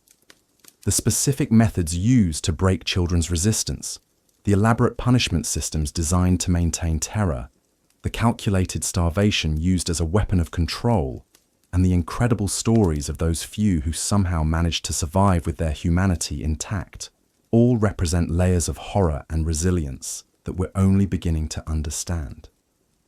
The psychological conditioning techniques that Vikings used to create what they called perfect slaves went far beyond anything we've discussed so far. These weren't random acts of cruelty or simple punishment systems.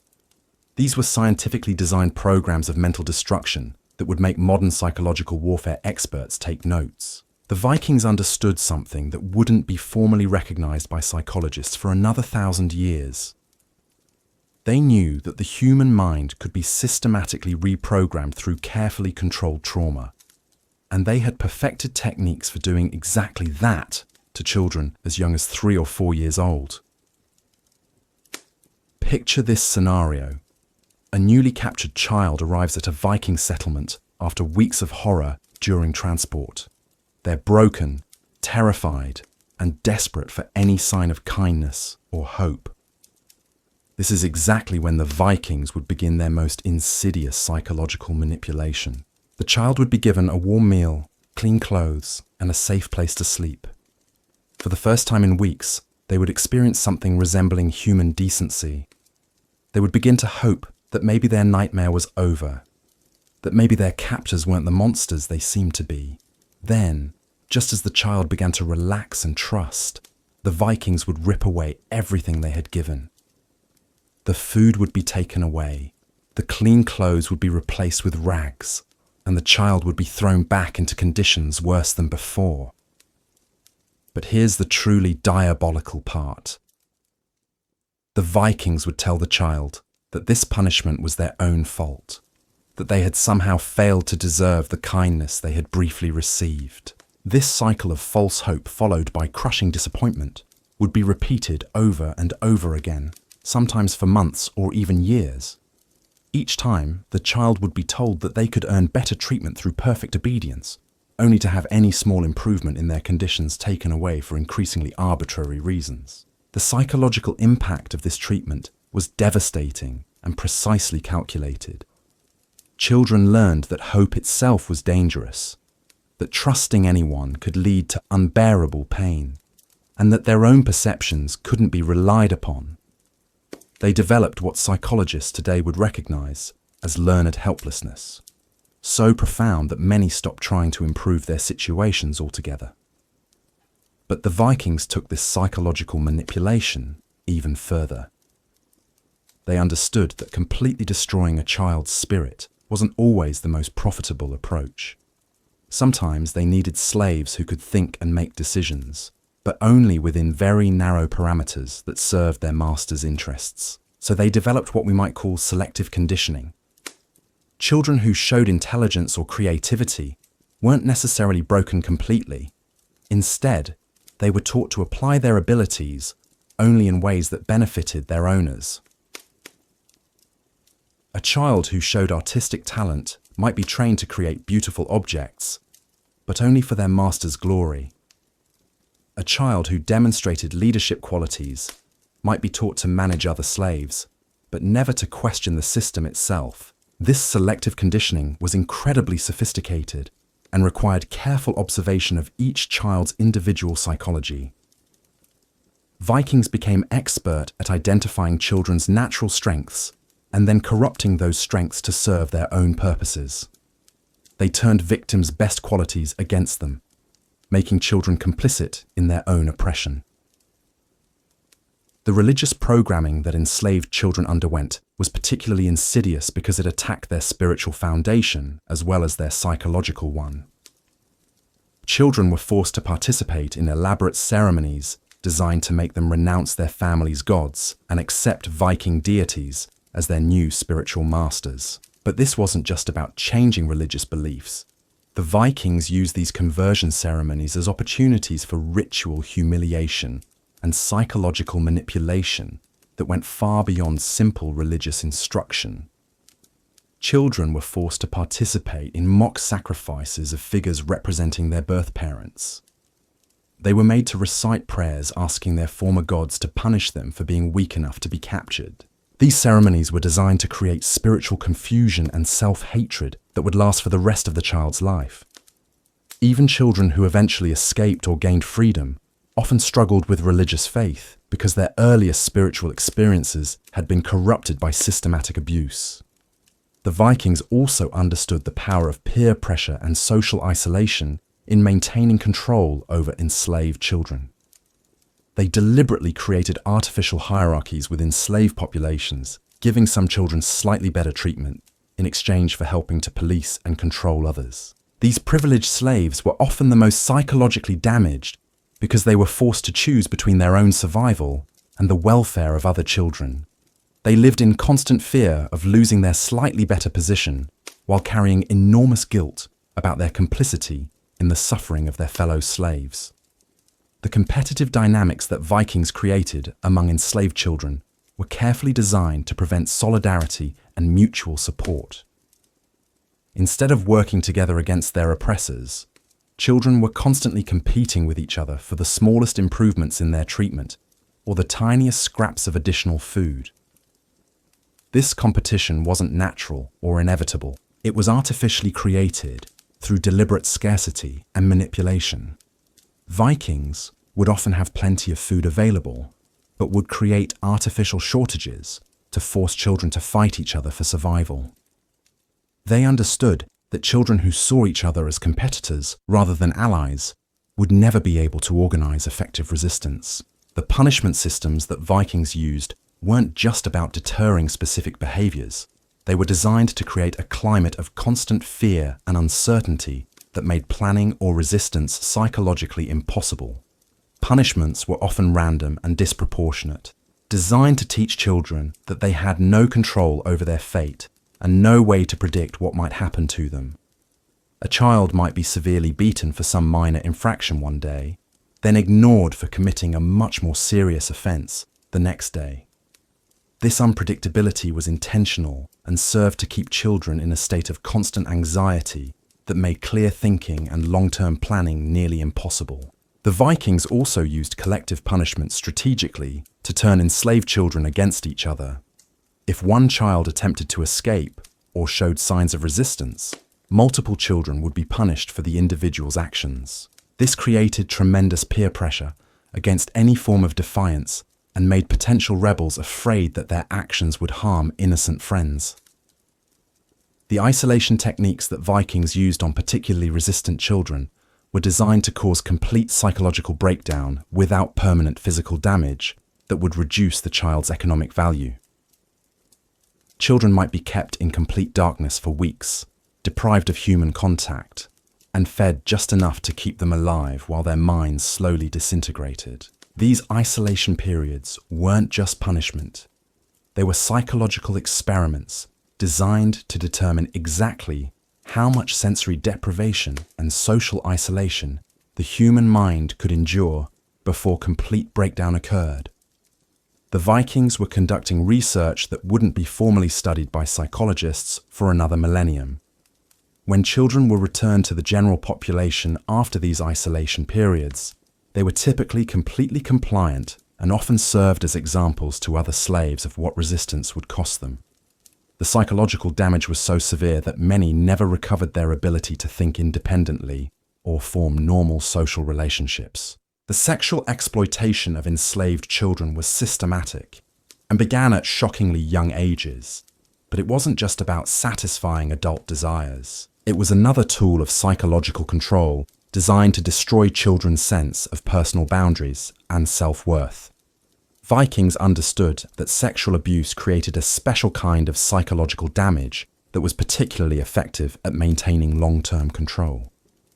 Children who had been sexually exploited often developed shame and self-hatred so profound that they became incapable of believing they deserved better treatment or had any right to resist their oppressors. The grooming process that preceded sexual abuse was carefully planned and executed to maximize psychological damage while minimizing the risk of resistance. Children were gradually conditioned to accept increasingly inappropriate contact through a combination of rewards, threats, and manipulation that made them feel responsible for their own victimization. Female children faced particularly horrific futures as they approached adolescence. They were evaluated not just for their current usefulness, but for their potential as breeding stock to produce the next generation of slaves. The most attractive and healthy girls were often reserved for the personal use of wealthy Vikings, or sold to buyers who specialized in sexual exploitation. The psychological preparation for this fate began years before physical maturity. Girls were taught that their primary value lay in their ability to please men and produce children.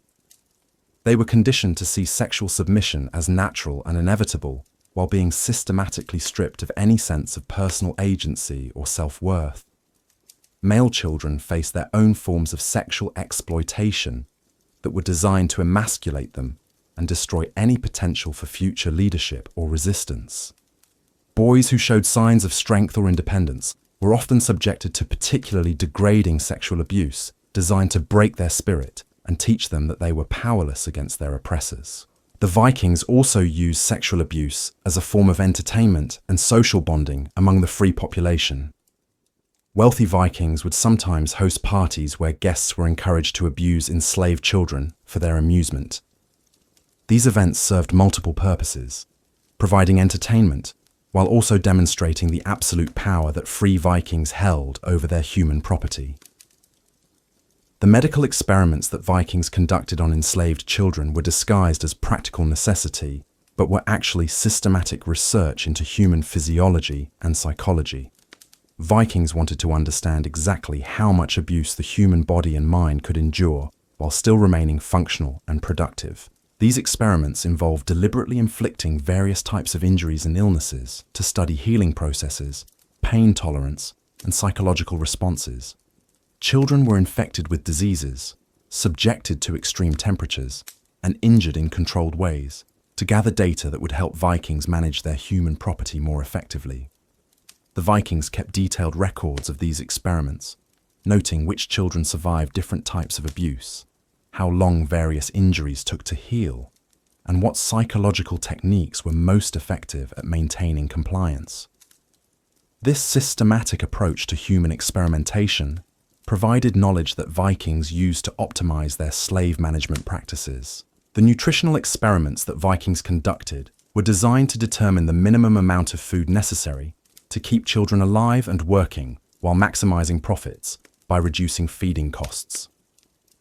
Different groups of children were given different diets to determine which combinations of foods provided adequate nutrition at the lowest possible cost. These experiments revealed that Vikings could keep children functioning on diets that were barely above starvation level, allowing them to maximize their profits while maintaining a workforce that was too weak and malnourished to mount effective resistance. The sleep deprivation studies that Vikings conducted were designed to understand how little rest enslaved children needed to remain productive, while using sleep deprivation as a tool of psychological control. Children were kept awake for varying periods to determine the optimal balance between productivity and control. The Vikings discovered that chronically sleep-deprived children were much easier to control and less likely to engage in resistance activities. They institutionalized sleep deprivation as a standard practice in slave management, ensuring that enslaved children never got enough rest to think clearly or plan escapes. The language suppression techniques that Vikings used were designed to cut children's last ties to their cultural identity, while making communication between slaves from different regions nearly impossible. Children were forbidden from speaking their native languages and were severely punished for any attempt to teach their languages to other slaves. This linguistic isolation served multiple purposes. It prevented slaves from different backgrounds from communicating effectively with each other. making organized resistance much more difficult. It also completed the process of cultural destruction that had begun with religious conversion and family separation. Children who persisted in speaking their native languages faced escalating punishments that could include having their tongues cut out or being killed as examples to other slaves. Most learned quickly to suppress their linguistic heritage, losing another connection to their pre-slavery identity. The Vikings also used language as a tool of psychological manipulation, teaching enslaved children degrading terms to describe themselves and their fellow slaves, while requiring them to use honorific language when speaking to or about their masters. This linguistic conditioning reinforced social hierarchies and helped maintain psychological control. The memory suppression techniques that Vikings used were designed to help enslaved children forget their previous lives and identities. Children were punished for talking about their families, their homes, or their lives before slavery. They were told repeatedly that their previous lives had been dreams or fantasies, that their current situation was the only reality they had ever known. This systematic assault on memory was particularly effective with very young children who might genuinely begin to doubt their own recollections of freedom and family. Over time, many enslaved children lost clear memories of their pre-slavery lives, making psychological recovery much more difficult even if they eventually gained freedom. The Vikings understood that memory was crucial to maintaining personal identity and sense of self. By systematically destroying enslaved children's memories of better times, they made it much harder for those children to imagine or work toward a different future. The creativity suppression programs that Vikings implemented were designed to prevent enslaved children from developing the imagination and problem-solving skills that might enable escape attempts or resistance activities. Children were forbidden from engaging in creative play, storytelling, or any activities that encouraged independent thinking. Art, music, and literature were completely banned among enslaved children unless they were being trained for specific entertainment roles that served their masters' interests. Even then, creative expression was strictly controlled and limited to themes that reinforced the legitimacy of slavery and the superiority of Viking culture. Children who showed natural artistic or creative abilities faced a particularly cruel fate. Their talents were recognized and then systematically corrupted, turning their greatest gifts into tools of their own oppression. A child who might have become a great storyteller was instead forced to create propaganda that justified their own enslavement. The educational programs that Vikings developed for enslaved children were designed to teach specific skills, while ensuring that those skills could never be used for the children's own benefit or liberation. Children might be taught to read, but only religious texts that reinforced their inferior status. They might learn mathematics, but only as it applied to calculating their own productivity or value. These educational programs were carefully designed to create skilled workers who lacked the critical thinking abilities that might lead them to question their situation or seek better lives. Vikings wanted slaves who could perform complex tasks, but who would never think to use those skills for their own advancement. The physical conditioning programs that Vikings implemented were designed to create bodies that were strong enough for hard labor, but psychologically broken enough to never use that strength against their oppressors. Enslaved children were subjected to brutal physical training that built muscle and endurance, while systematically destroying their will to resist. These conditioning programs involved exercises and activities that were deliberately painful and humiliating, designed to associate physical strength with submission rather than empowerment. Children learned that their bodies belonged to their masters, and that any attempt to use their physical capabilities for their own benefit would result in severe punishment. The Vikings also used physical conditioning as another form of psychological manipulation, alternating between building children up and tearing them down to create confusion and dependence. A child might be praised for developing strength one day, then punished for being too strong the next, creating constant uncertainty about what was expected or desired. The social engineering projects that Vikings conducted were designed to understand how human relationships and communities could be manipulated and controlled. They deliberately created different types of social structures among their enslaved populations to determine which arrangements were most effective at preventing resistance while maximizing productivity. Some groups of enslaved children were kept in complete isolation from each other, while others were housed in communities with carefully controlled social hierarchies. Vikings studied how different social arrangements affected productivity, compliance, and the likelihood of escape attempts or rebellions. These social experiments provided Vikings with sophisticated understanding of human psychology and group dynamics that they used to optimize their slave management practices. They learned exactly how much social contact to allow, what types of relationships to encourage or discourage, and how to structure slave communities to serve their own interests. The Vikings discovered that completely isolated slaves were often less productive than those who were allowed some social contact, but that too much community could lead to organized resistance. They developed precise formulas for managing social relationships among enslaved children to maximize their benefits while minimizing risks. The psychological profiling systems that Vikings developed allowed them to categorize enslaved children according to their personalities, abilities, and potential uses. Different types of children received different conditioning programs designed to maximize their value while minimizing the risk of resistance. Children who showed leadership potential were either killed immediately or subjected to especially intensive conditioning designed to turn their natural abilities towards serving their masters more effectively. Intelligent children might be trained for administrative roles that required thinking skills, but within very narrow parameters that prevented them from using their intelligence for escape or resistance. Artistic children were conditioned to create beauty only for their master's enjoyment. Athletic children were trained to use their physical abilities only in ways that served their owner's interests. Every natural talent or ability was identified and then corrupted to serve the slave system. The long-term psychological studies that Vikings conducted followed individual enslaved children throughout their entire lives to understand how different conditioning techniques affected development and behavior over time. These studies provided Vikings with unprecedented understanding of human psychology and development. Vikings learned which childhood experiences were most effective at creating compliant adults, which types of trauma produced the most useful psychological damage, and which conditioning techniques had the longest lasting effects. This knowledge allowed them to continuously refine their slave management practices to achieve better results with less effort. The generational studies that Vikings conducted examined how trauma and conditioning affected not just individual slaves, but their children and grandchildren.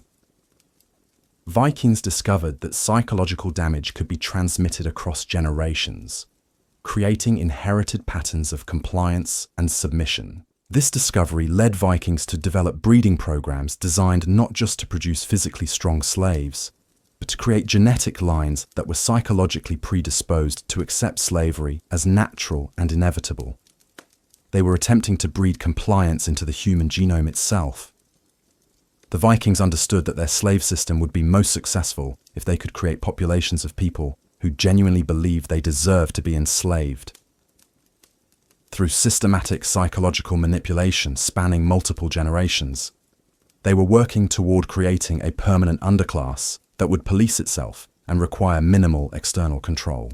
The research programs that Vikings established to study human psychology and behavior were among the most sophisticated scientific endeavors of their time. These weren't random experiments conducted by individual slave owners. They were coordinated research projects involving multiple communities and hundreds of test subjects. The data collection methods that Vikings used were remarkably advanced for their era. They kept detailed records of individual slaves' responses to different treatments, tracked behavioral changes over time, and shared information between different research sites to identify patterns and optimize techniques. The statistical analysis that Vikings conducted on their experimental data allowed them to identify which conditioning techniques were most effective with different types of children. They developed detailed protocols for managing enslaved children based on age, gender, cultural background, and individual psychological profiles. The Vikings were essentially conducting the world's first systematic research into applied psychology, using enslaved children as unwilling test subjects in experiments designed to perfect techniques of human control and exploitation. The knowledge they gained through these horrific studies influenced their practices for generations and provided blueprints that would be copied by later oppressive systems throughout history. But perhaps most disturbing of all was how the Vikings managed to convince themselves that this systematic torture and exploitation of children was not only acceptable, but actually noble and necessary. They developed elaborate philosophical and religious justifications that transformed acts of pure evil into virtuous service to their gods and their society. The ideological frameworks that Vikings created to justify child slavery were sophisticated and comprehensive, addressing every possible moral objection or ethical concern that might arise. They convinced themselves that enslaving children was actually helping those children by giving them purpose and structure that they wouldn't have had otherwise. Vikings taught that slavery was a natural condition for inferior peoples, that freedom would actually be harmful to those who weren't born to handle it, and that maintaining the slave system was a form of benevolent guardianship that protected the weak from the consequences of their own inadequacy. These justifications weren't just convenient rationalizations. They were deeply held beliefs that Vikings passed down to their children as fundamental truths about the nature of reality and morality. Vikings genuinely believed they were doing good by enslaving children, and this sincere conviction made their cruelty even more devastating and effective. The psychological mechanisms that allowed ordinary Vikings to participate in extraordinary cruelty reveal uncomfortable truths about human nature and the power of cultural conditioning. The Vikings weren't uniquely evil monsters. They were people who had been systematically conditioned to see horrific abuse as normal and necessary. Understanding how Viking society managed to normalize child slavery and torture provides crucial insights into how similar systems of oppression develop and maintain themselves throughout history. The techniques and justifications that Vikings used have been replicated by other oppressive regimes in different contexts, revealing patterns that continue to threaten human dignity and freedom today. The legacy of Viking child slavery extends far beyond the medieval period and continues to influence our understanding of trauma, oppression, and human resilience. The children who suffered and died in this system deserve to be remembered not just as statistics, but as individual human beings whose lives had value and meaning beyond their utility to their oppressors.